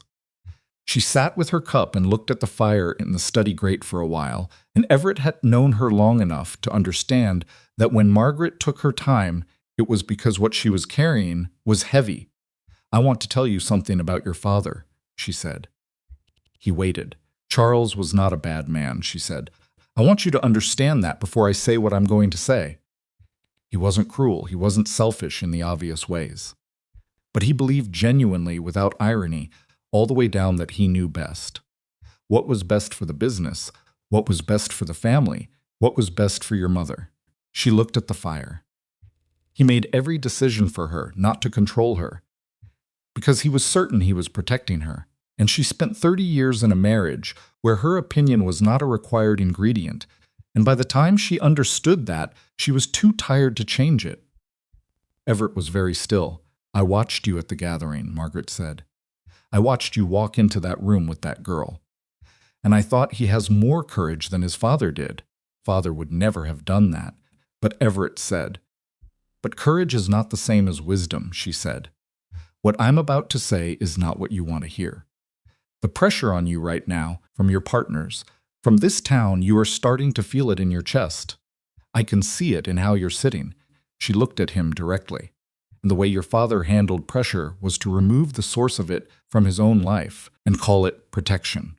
He did not ask your mother if she wanted to be protected. He simply arranged for the difficulty to go away." Everett did not say anything for a long moment. "You're warning me," he said. "I'm telling you what I see. You think I'll do what he did." "I think you're capable of it," she said. "I think it would be easy right now to decide that you're protecting Mara by stepping back, by deciding that the town is too much, the pressure is too much, the partners are too important, and the kindest thing is to spare her the difficulty." She paused. "And I think you need someone to say to you, before you do it, that is not protection. That is you making a choice about her life that you have not asked her to make." Fire popped in the grate. Outside, the first real snow of the season was beginning, visible in the window, falling straight down in the windless air. "She can handle it," Everett said. Not defensively. Just as a statement of what he knew. "I know she can," Margaret said. "That's not the point. The point is that it should be hers to handle, not yours to prevent." She left him with that. She left the coffee half finished, and the fire burning and the snow falling outside, and Everett sat in the study for a long time after she was gone. He sat with his father's memory, which was not a comfortable companion. Charles Blackwood had been a large presence in a man's life, decisive, capable, certain. He had made Everett into someone who could run a cattle operation and hold business relationships and project authority in a room. He had also made Everett into someone who understood love primarily as a form of management, which was the part of the inheritance that Everett had been trying to quietly refuse for years without ever quite naming what he was refusing. He thought about the pattern. He saw it clearly, the way you see things clearly when someone who loves you has just described them without flinching. He was under pressure. The pressure was in part connected to Mara. The easiest resolution of the pressure was to remove Mara from the equation. And removing Mara from the equation would feel, from the inside, like sacrifice, like generosity, like protecting someone you cared about from consequences you were responsible for. He understood all of it. He saw it fully. And then, in the weeks that followed, he did it anyway. Not all at once. Not with announcement. It was the slow kind of wrong, the kind that accretes in small cancellations and delayed visits and increasingly thin excuses, which are the coward's version of a decision because they spare you from having to look at what you're doing clearly. He sent word that he wouldn't come for the Tuesday work because the winter books needed attention. He missed a market Saturday because the road was icy.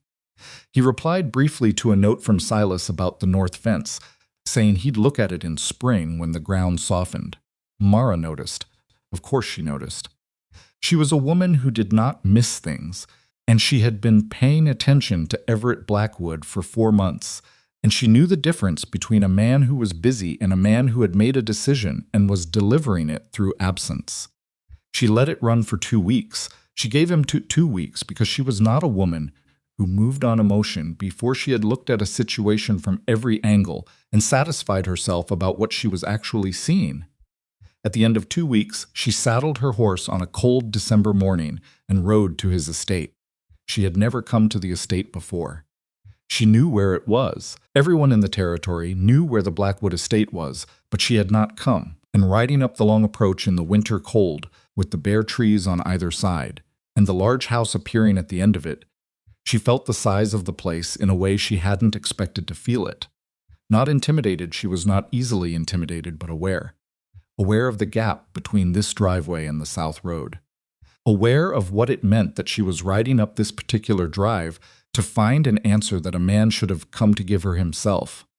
The housekeeper opened the door and looked at her, with the careful neutrality of a woman who was paid to not have opinions about who arrived at the front door, and showed her to the study, and went to find Everett.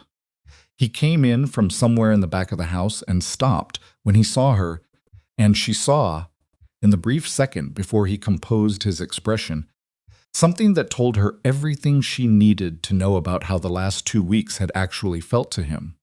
He was not relieved to have been avoiding her. He was miserable about it. That was important information. You've been absent, she said. She didn't sit down.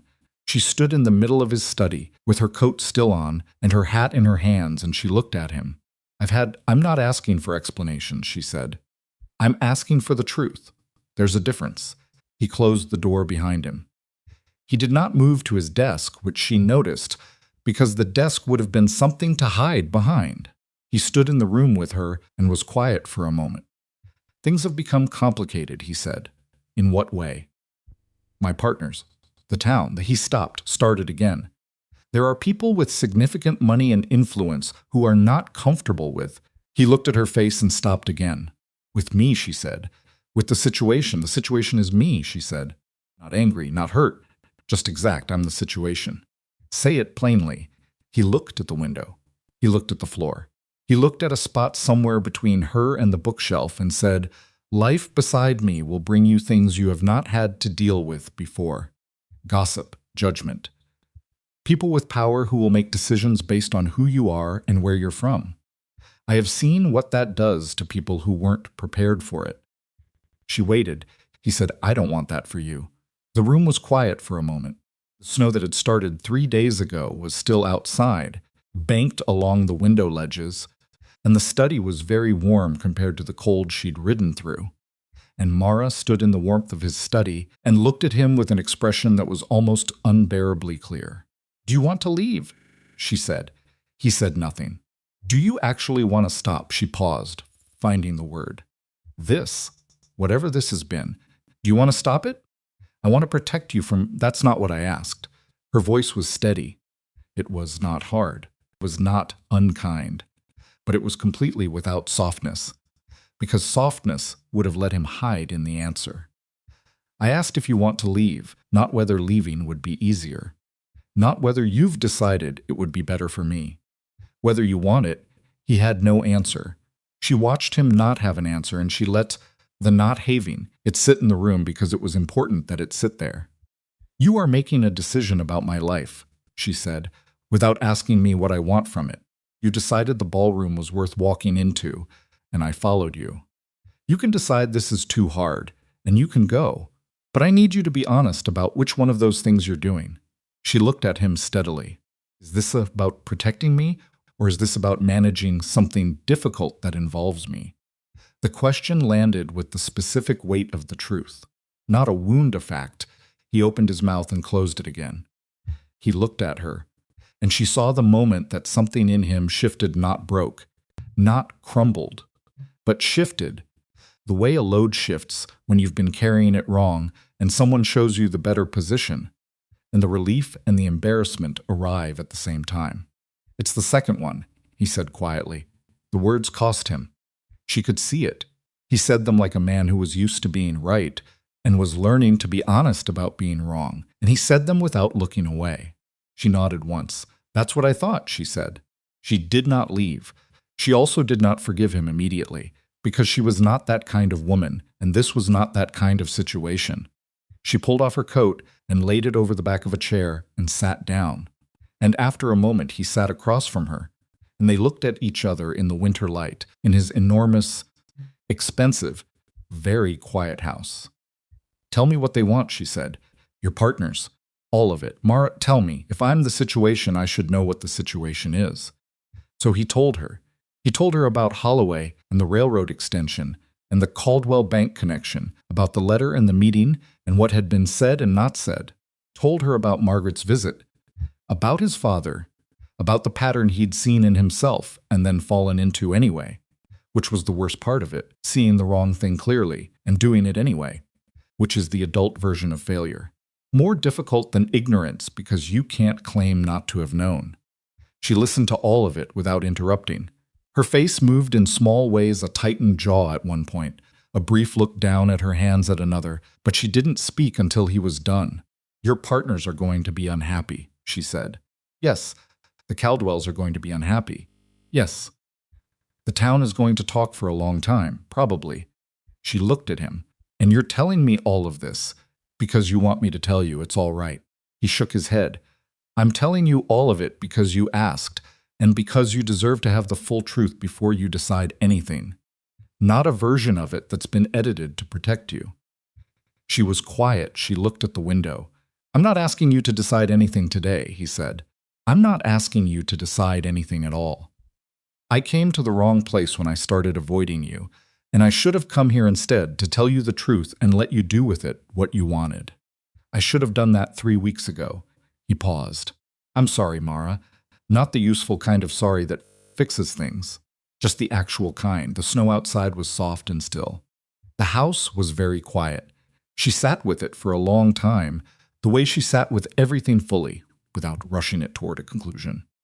He waited. He had learned, over these months, to wait when she needed to think, because interrupting her thinking was one of the ways he had consistently managed to make things worse. I need some time, she said. All right, I'm not saying no, she said. I'm saying I need to think about what it actually means. Not what you've decided it means for me, what I decide it means for me. That's all I'd want, he said. She stood. She picked up her coat. He walked her to the front door, and she put her hat on and buttoned her coat and stood in the doorway with the cold coming in and looked at him with the look that had been measuring him since the night of the rain, the look he had learned to hold still for. You're better than you were, she said. I want you to know I can see that. Not today, I'm not, he said. She looked at him for another moment. Today was hard, she said. Being honest about a bad thing doesn't make it not a bad thing. But it's still better than the other choice. She went down the front steps and across the drive to where her horse was tied, and she mounted and rode back down the long approach with the bare trees on either side, and Everett stood in the cold doorway and watched her go, and did not call after her and did not move until she was gone. He went back to the study. He sat at the desk this time. He opened the drawer where he kept the things he wasn't ready to throw away and wasn't ready to answer. And he took out the letter from his business partners, and he took out the copy of the note he'd sent to Grier about Noah, and he took out nothing else because there was nothing else in the drawer that mattered. He sat with those 2 pieces of paper for a long time. Then he put them both away and began, for the first time, to think about what he actually wanted to do, not what was strategic, not what was protective, not what would manage the pressure most efficiently, but what he wanted, which turned out to be a clearer and simpler thing than all of the strategies combined. He wanted to be the man Mara Whitcomb had seen in him before he'd started managing things. He was not sure yet how to become that man reliably. He had demonstrated tonight that he was still capable of failing at it significantly. But he knew the direction, which was more than he'd had in September, and he knew who had given him that direction, and what it was going to cost him to deserve it.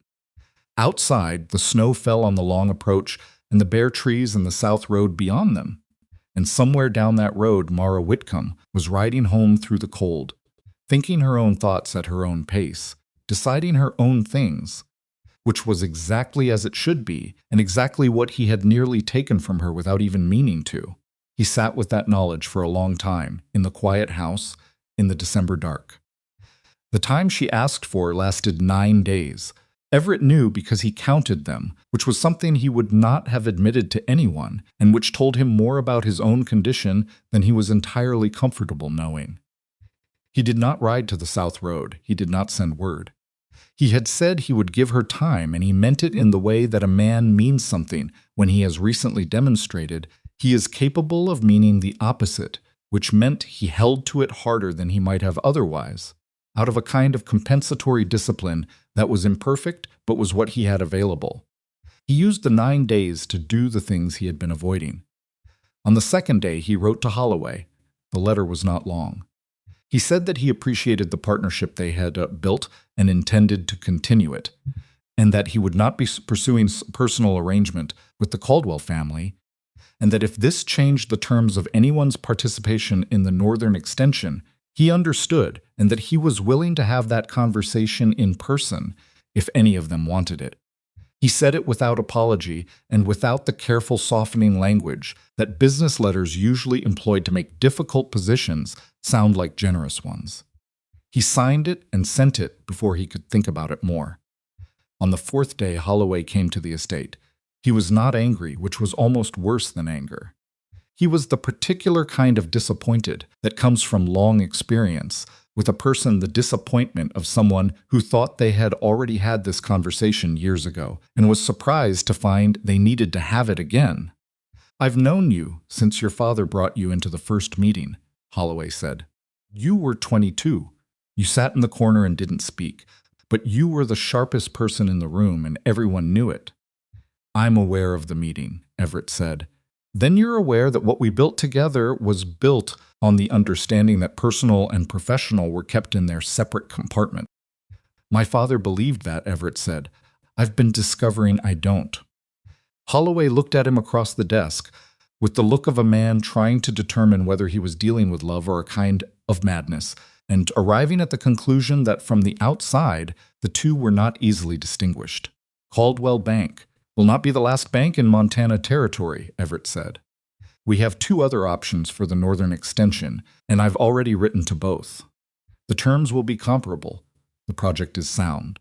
It does not require me to make personal decisions based on financing needs, and I won't." A long silence. "She must be something," Holloway said. "Not unkind." Everett looked at him. "She is." Holloway left without agreeing to anything and without threatening to withdraw, which was the best outcome available in that conversation. Marsh and Aldrin sent a joint letter 2 days later saying they were reviewing their positions.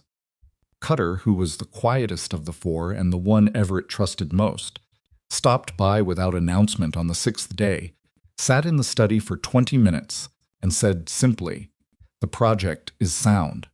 I'm in regardless. Tell the others I said so." That was the thing about Cutter. He didn't need everything explained. On the 7th day, Everett went to see Margaret.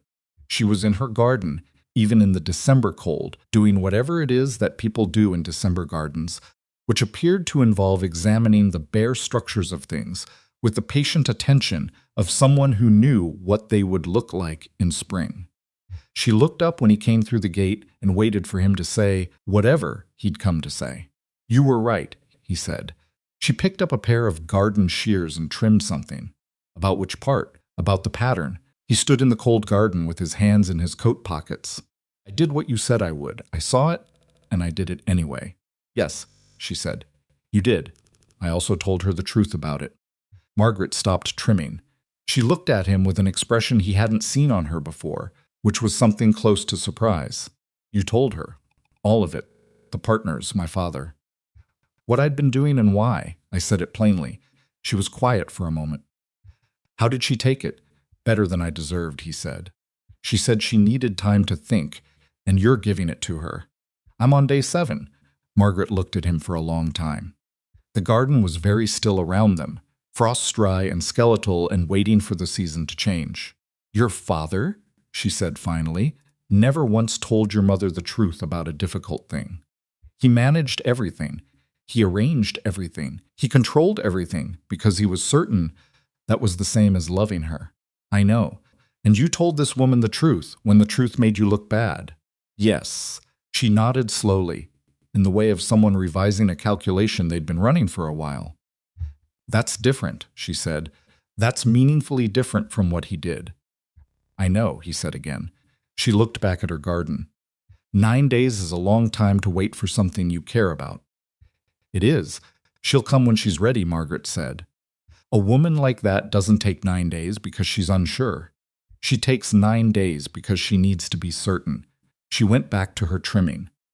"And when she's certain, she'll be certain the way she does everything, which is completely." He left the garden and rode home through the December cold, and on the 9th day, a Thursday, mid-morning, with a pale winter sun making the frost on the drive glitter in a way that was briefly beautiful before the temperature climbed enough to melt it, he heard a horse on the approach. He was in the barn, which would have surprised people who knew him a year ago. He had been checking on one of the working horses that had developed a stone bruise, and he was crouched by the animal's near foreleg with the kind of practical attention he'd learned by watching. And the housekeeper came to the barn door and said there was a visitor. He knew before he stood up. Mara was on the front steps. She had not knocked. She was standing on the top step with her hands in her coat pockets and her breath making small clouds in the cold air, and she looked exactly like herself. which was something he'd started to understand as one of the most remarkable things about her, that she looked exactly like herself everywhere she was. Barns and ballrooms and frost-killed fields and expensive front drives, without adjustment, without performance. He walked from the barn toward the house, and she watched him come, and neither of them said anything until he was at the bottom of the steps. "I've been thinking," she said. "I know. I've been thinking about what you said. About the partners and the town and the cost of things." She looked at him steadily. "And I've been thinking about what you didn't say, which is that you've already started paying some of those costs." He waited. "You wrote to Holloway," she said. He was still for a moment. "How do you know that?" "Briar Glen is a small town," she said. "And Cutter's wife is friends with the woman who does my linens." And Cutter told his wife, and she made a slight gesture that encompassed the entire social information network of a small Montana town in a single motion. "It got to me." He looked at her. "I wasn't going to tell you. I didn't want it to." "I know," she said. "That's the part I've been thinking about most." Silence. "You did it without telling me so it wouldn't look like you were doing it for me," she said. "You did it because it was the right thing, and you did it without making it a gift I'd have to receive." He didn't say anything. He wasn't sure there was anything to say. She came down one step, which put her closer to eye level with him, and she looked at him with the full weight of everything she was, which was considerable. And she said, "I've decided what it means." "For me, all right," he said quietly. "It means I'm willing to find out what comes next," she said. "Not because the town doesn't matter, or the partners don't matter, or the things you warned me about don't matter. They do matter. All of it will be difficult, in ways I probably can't fully see yet." She paused. "But you asked me once, at the gathering, to walk into a room with you, and I did.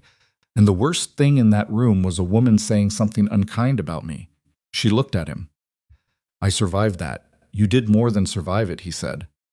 "I know," she said, without vanity, just accurately. "I can handle difficulty. I've been handling difficulty my whole life. What I can't handle is someone deciding I can't and making the decision for me." "I understand that now," he said, "better than I did." "You understood it then too," she said. "You just couldn't do it yet." He took a breath. "Mara." He stopped. He had been constructing sentences for 9 days, and now that she was in front of him, all of them fell away, and what was left was just the plain thing. "I am not asking you to fit into my life. I'm not asking you to leave your family or your farm or the person you are. I'm asking if there's a version of what comes next where we figure it out together." He paused. "I'm asking because I want to, not because it's convenient, not because it solves anything, not because the town expects it, or my partners want it, or my aunt has been giving me significant looks for 2 months. He looked at her. "Just because I want to." She was quiet. "That's all I have," he said. "I don't have a plan. I don't have it arranged. I have just that." "That's actually the most useful thing you've ever said to me," she said. He almost smiled. "High bar. Reasonably high," she agreed. She stood there on the second step in the December cold and looked at him for one more moment, the last of the measuring looks. The final inventory, and whatever she was checking, she found it satisfactory, because she came down the last step and stood on the drive beside him and said, "All right," not dramatically, not with softness added to make it more than it was. Just, "All right," 2 words that meant yes, and I'm certain, and I've thought about it fully, and I'm choosing it all at once in the Mara Whitcomb version of a declaration. "All right," he said back in the same register. They stood on the drive in the cold for a moment, both of them slightly uncertain what the immediate next step was, which was the human part of it, the part that comes after the decision, and before the choreography of a new thing has been established. Then Mara said she was cold, and could they go inside? And he said yes, and they went inside. The next 3 months were the realest months of Everett Blackwood's life, and he would know that later in the way you know things, later in retrospect, with the clarity that only distance provides. They were real because nothing in them was managed. He and Mara figured things out in the way that people figure things out when they are both honest and both imperfect, which means with some friction and occasional raised voices, and at least one afternoon in February where they disagreed about something so specifically that neither of them could quite remember what it had been about a week later, only that it had been real and it had passed. He went to his partners and said what he'd written to Holloway, face to face. Marsh shook his hand and said he respected the position, which was Marsh's version of acceptance. Aldrin said he'd need some weeks to reconsider his involvement, which was Aldrin's version of the same thing. Cutter had already said what he had to say. Holloway looked at Everett across the desk and said, "Your father would have done it differently." Everett said, "I know." And Holloway, who had known Charles Blackwood for 40 years, said, very quietly, "I'm not sure that's entirely a criticism." Then he shook Everett's hand and moved on to the business of the Northern Extension, which proceeded in the spring with financing from an institution in Billings that gave them better terms than Caldwell's bank would have anyway. He told Caldwell himself. He did not delegate that conversation. He went to the bank on a Tuesday morning and sat across from Edmund Caldwell, who was a large man made larger by the chair he kept behind a very large desk, and he said plainly that he was not going to pursue any personal arrangement with the Caldwell family, and that he hoped their professional relationship would survive that, and that he had always respected Caldwell's business judgment and intended to continue doing so. Caldwell looked at him for a long time. "You understand what this costs you," he said. "Yes," Everett said. "Do you understand what the alternative would have cost?" Caldwell didn't answer that. But he didn't end the professional relationship either, which was either principle or pragmatism, and probably some of both. And in the real world, those two things produce the same outcome often enough that the distinction doesn't always matter. Beatrice, he heard through Margaret, who seemed to have become an information conduit in all directions simultaneously, had taken the winter to reconsider some things of her own. She had told her mother she would not be positioned as available for the next man her father found strategically convenient. Her mother had apparently been more receptive to this than anyone expected, which suggested that certain conversations between Beatrice and her mother had been happening for longer than the social surface of their relationship had shown. Everett was glad for it. He wished Beatrice something better than what the town had arranged for her, and he thought, with some confidence, that she had enough spine to find it. Margaret came to dinner at the Whitcomb farm in February. Mara had invited her, which had surprised Everett and, from the look on Margaret's face when she arrived, had surprised Margaret too. It was a small dinner. Silas, Mara, Everett. Margaret, and it was not without awkwardness, because Margaret was a woman of considerable social standing, eating at a farmhouse table with a man she'd known for 40 years, and a young woman she was only just beginning to know. And that kind of dinner has its uncomfortable early half hour, where everyone is deciding how to be. Silas resolved it the way Silas resolved most things, which was by talking about water tables. He had a genuine question about the drainage on the north side of his property and whether Everett's eastern boundary was affecting the runoff pattern. And this required Margaret's input because she had lived near that drainage for decades and knew its behavior in spring thaw.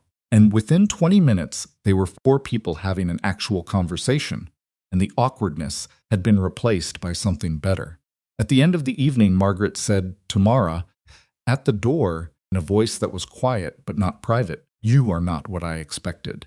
Mara said, "I know." Margaret said, "I mean that as a compliment." Mara said, "I know that too." And something in Margaret's face shifted in the way faces shift when a calculation has been completed, and the result is different from the starting assumption, and the person running the calculation is honest enough to update.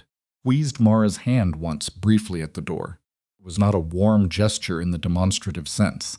It was a Margaret Blackwood gesture, which meant it was spare and exact and contained more than it looked like. Noah came back from Hardin in March. He had not just completed the 2-week trial. He had stayed the winter, with Greyer's blessing, and a small stipend that Greyer paid him because he was earning it, and he came back to the farm in early March to see his family and tell them what he'd decided, which was that he was going back in the spring for the full apprenticeship. Greyer had offered it formally in a letter that Noah carried in his coat pocket and produced at the kitchen table with the careful pride of someone who had earned something and knows the difference between that and being given something. Silas read the letter and handed it back to Noah without speaking for a moment, and the not speaking was the loudest thing in the room. "You'll come back," Silas said. Not a question, not a demand. "Something between those things. For harvest," Noah said. "And whenever you need me, it's not far." He looked at his father. "It's not going away." Silas nodded. He folded his hands on the table and looked at them. He was a man who had worked this farm for 30 years and had raised 2 children on it and had watched one of them leave the day before. And now the other was going. And he was doing what men of his particular character do with that kind of feeling, which was hold it carefully and not put it down until he was alone. Mara reached across the table and put her hand over her father's. He turned his hand over and held hers, one squeeze. Then he let go and said they should eat before the food went cold. Everett sat at that table and watched all of this and thought about family in the way you think about it when you've been outside of one for a long time and are sitting at the edge of someone else's and recognizing what you've been missing without quite having the language for it. He asked Mara to marry him in October. He had thought about doing it earlier. He had thought about doing it with something elaborate. He had money enough for elaborate. And some part of him that was still working through old patterns had generated several proposals involving jewelry and formal settings and gestures designed to make the moment unmistakable. He had discarded all of them, one by one, over the course of the summer, because none of them were right for who they actually were to each other. What was right was the creek, the same creek where they had stopped on a September afternoon the year before, the wide flat bend with the quiet water, where she had told him that everyone deserves somewhere to imagine what they might become. The leaves were off the trees and the water was low and cold, and the horses drank while he and Mara stood on the bank, and there was nothing grand about any of it. He said her name. She looked at him. He said, "I want to marry you." Not because the town expects it, not because the timing is right, not because I've arranged some perfect version of what comes next. Because I want to spend the rest of my life in a house where someone tells me when I'm wrong and teaches me things I didn't know I needed to learn and refuses my money when I offer it for the wrong reasons. He paused. "I want to spend it with you." She looked at the creek for a moment. She had a habit of looking at water when she was thinking, as if the movement of it helped her thoughts settle. "I have a condition," she said. "I expected you might," he said. "We divide our time," she said, "between your estate and this farm. I'm not leaving my father with no one. And I'm not," she paused, "I'm not walking away from the life that made me who I am just to fit into yours." "I would never ask that," he said. "I know," she said. "I'm saying it anyway, so it's been said." "All right," he said. "And you continue working in the barn," she said, "until you can use a hammer properly." "I won't have it," said. "I married a man who can't do basic carpentry." He looked at her. She was almost smiling, not quite, but close. "I've improved," he said. "You've improved from where you started," she said, which was a very low point. "Mara," yes, she said. He blinked. That was an answer. "I know," she said. "Those were my conditions." I said yes. She looked at him with the look she'd been giving him since the night in the rain, the full-weight look, the one that saw him clearly and chose him anyway. "Did you need it to sound different?" "No," he said. "That's exactly right." They were married the following April, on the bank of the creek, because Mara said she didn't want a church building for a ceremony when the place where everything had actually happened was right there and available. And Everett agreed before she'd finished the sentence. It was not a small wedding. It was not a large one either. It was the size of all the people who had been real in the story Silas, standing beside his daughter with the contained pride of a man who has watched his child become fully herself. Noah returned from Hardin in a coat that fit him better now, taller than he'd left, with the settled look of a person who has found the work that was always meant to be theirs. Everett Blackwood, seated in the front row in the good gray dress she saved, for the occasion she considered worth the dress, watching with the expression of someone who had revised a significant calculation and found the revision satisfying. Cutter came with his wife. A handful of Everett's other acquaintances came because they were genuinely glad and not because they were performing gladness. The Hendersons came because Mara had given Duffield their name and they had not forgotten it. A woman from the market came because she had watched the whole thing from the beginning and had never said anything unkind about it, which in Briar Glen was a form of loyalty. Beatrice Caldwell came. This surprised people. It surprised Everett. It did not, he realized afterward, surprise Mara, who had apparently written Beatrice a letter in February that Everett had not known about. And whatever the letter said had produced in Beatrice a response that Mara described only as she's more than she's been allowed to be. Beatrice arrived alone, without her parents, in a blue dress that was not the dark blue from the ballroom, but something softer, and she sat in the second row and watched the ceremonies with an expression that was not without pain, but was also not bitterness. And when it was over, she came and shook Everett's hand and kissed Mara on the cheek and said quietly, "You'll be good for him." And Mara said, "We'll be good for each other." And Beatrice nodded and went to get a cup of cider from the table. Clara Mize was not there. Nobody mentioned this. Nobody needed to. The wedding meal was at long wooden tables set up on the creek bank, and the food was the kind that people bring when they're actually glad too much of it. A little chaotic. Some of it better than others. All of it honest. The music was a fiddle and a guitar, and a man with a harmonica who was not professionally excellent, but played with the kind of enthusiasm that makes up for technical deficiency. People danced on the grass. Noah danced with every woman there because he was 17 and had recently discovered what dancing felt like when you weren't nervous, and the result was charming in the way that only very young, very genuine people can be charming without knowing they're being charming. Silas danced with his daughter once, in the early part of the evening, a slow and careful dance that neither of them said anything during, which contained more between them than most conversations do. Everett watched this from where he was standing and felt, with a clarity that didn't require examination, that he was exactly where he was supposed to be, doing exactly nothing except being present in a moment that was already everything it needed to be. Mara found him later. When the evening had settled into its late stage and the music had gone quieter and some of the older guests had found chairs, and the children who had come with various families were asleep in the back of wagons or against their parents' shoulders, she stood beside him, and they looked at the creek in the dark. "How does it feel?" she asked.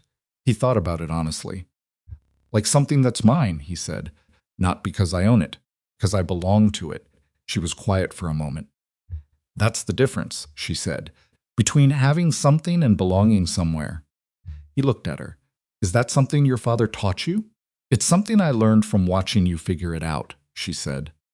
The months after the wedding were not perfect, and Mara would have said something sharp about anyone who described them as perfect. The estate was large and full of staff who had well-established ways of doing things, and some of those ways were different from Mara's ways, and the friction of that was real and sometimes frustrating. The social world of Briar Glen did not transform overnight because Everett had married someone it hadn't chosen for him. Towns are slower than that, and human beings are slower than their best intentions. And there were dinners that were uncomfortable and visits that were tense, and one memorable afternoon when a woman at the dry goods said something to Mara that was technically polite and actually cruel, and Mara came home and was angry for an hour, genuinely angry, not the composed version of it, but the real one, and Everett let her be angry because that was the right thing. And then she put it away and moved on, because Mara had always been better at moving on from cruelty than the people who delivered it deserved. Everett made mistakes. He made them less than before, but more than never, because that was the honest accounting. Twice in the first year, he reverted to managing things once, with a decision about the farm's fencing that he arranged without talking to Mara, once with a supplier relationship he handled for her without asking, and both times she told him plainly what he'd done, and both times he said "you're right" and meant it without making the apology into a performance. The second time she said, "You're getting faster at catching it." And he said, "I had a good teacher." And she said, "You're about to say something that sounds like a compliment, but is actually avoiding accountability." And he said, "No. I'm saying I'm grateful and also I was wrong." And she said, both of those are allowed to be true at the same time. They divided their time the way she'd asked, half at the estate and half at the farm, which suited Silas and suited Mara and which Everett found, to his own surprise, he preferred. The farm had a particular quality of reality that 14,000 acres managed by a foreman didn't quite produce the specific satisfaction of a thing done by hand, by you, because it needed doing. He was better with a hammer by autumn. Not good, but better. Silas never said much about the marriage to Everett directly. He was not that kind of man. But one morning in the first fall of it, they were working together on the east fence, the same fence they'd worked on that first autumn. Before anything was declared, before the ballroom, before the frost and the debt and the 9 days, and Silas drove 3 posts without speaking, and then in the break between the 3rd and 4th post, he looked at Everett and said, "She's happier than I've seen her." Everett held the next post steady and said, "So am I." Silas nodded and picked up the post driver and went back to work, and that was all, and it was more than enough. There was a morning in the second spring Everett back from 3 days in Billings for business, the ride home long and cold, arriving at the estate after dark when he walked through the front door and stopped in the entry hall because the house was full of sound. Not the usual sounds of a large quiet house managed by a small staff. The sound of people, real people, present and at ease, talking in different rooms and laughing at something, and moving through the space without the careful deference of people who knew they were guests in someone else's important home. Mara had her family there. Silas and Noah, who had ridden up from the farm, and the Henderson couple, and a woman from the market Mara had known for years, and 2 of the ranch hands' families who had been invited because Mara had decided that the line between the main house and the working quarters was a line she found less useful than whoever had drawn it originally. The 14-room house, which had always felt to Everett like a stage set of a life rather than a life, was full of people being themselves in it. He stood in the entry hall with his coat still on and his bag still in his hand and just listened to it for a moment. Mara appeared in the hallway. She had flour on her sleeve from something in the kitchen, and her hair was the way it always was when there were people around, slightly escaped from wherever she'd put it, because Mara Whitcomb had never successfully convinced her hair to stay where she told it to for more than 2 hours. She looked at him and saw whatever was on his face and said nothing for a moment. Then she said, "You're home." 2 words, the same plainness she applied to everything. He set down his bag. "I'm home," he said. She held out the cup she'd been carrying. Coffee, which had been sitting a while and was not at its best temperature, because she'd poured it for herself 10 minutes ago and forgotten it. He took it. He drank it at whatever temperature it was, because that was what was offered, and it was exactly right. "Come in," she said. "Noah's been telling a story about a horse in Hardin that I've heard 3 times, and it's better every time he tells it." He followed her down the hall toward the sound of people, into a house that smelled like food and wood smoke and belonged, finally, to its own life.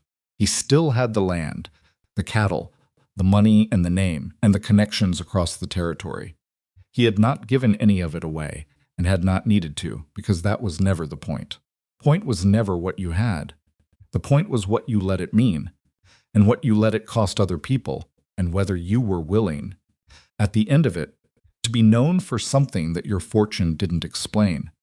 He had been pulled out of the mud on a rainy afternoon by a woman who refused his money and told him he was making things worse, and went back inside without making a fuss about it.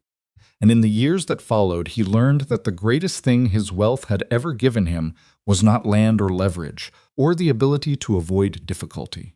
It was the afternoon on the South Road when it failed him completely, and left him standing in the rain, and sent him to knock on a door he'd never knocked on before. Some things cannot be bought. This is not a romantic notion, it is simply an accurate one, and the sooner a person understands it, the more of their actual life they get to live. Everett Blackwood understood it on a rainy afternoon in 1884 on a mud-stuck road, because a woman came out of a farmhouse and told him the truth about the wheel, did not want anything from him for it. He spent the rest of his life trying to be worth that. He never fully succeeded, but he tried honestly, which is the only version of trying that counts. And on a small porch that he built himself badly at first, then better, Rebuilt once because the first version was structurally embarrassing. He and Mara sat in the evenings when the work was done and the house was quiet, and watched the Montana sky do what Montana skies do, which is everything, and nothing about it needed to be more than what it was.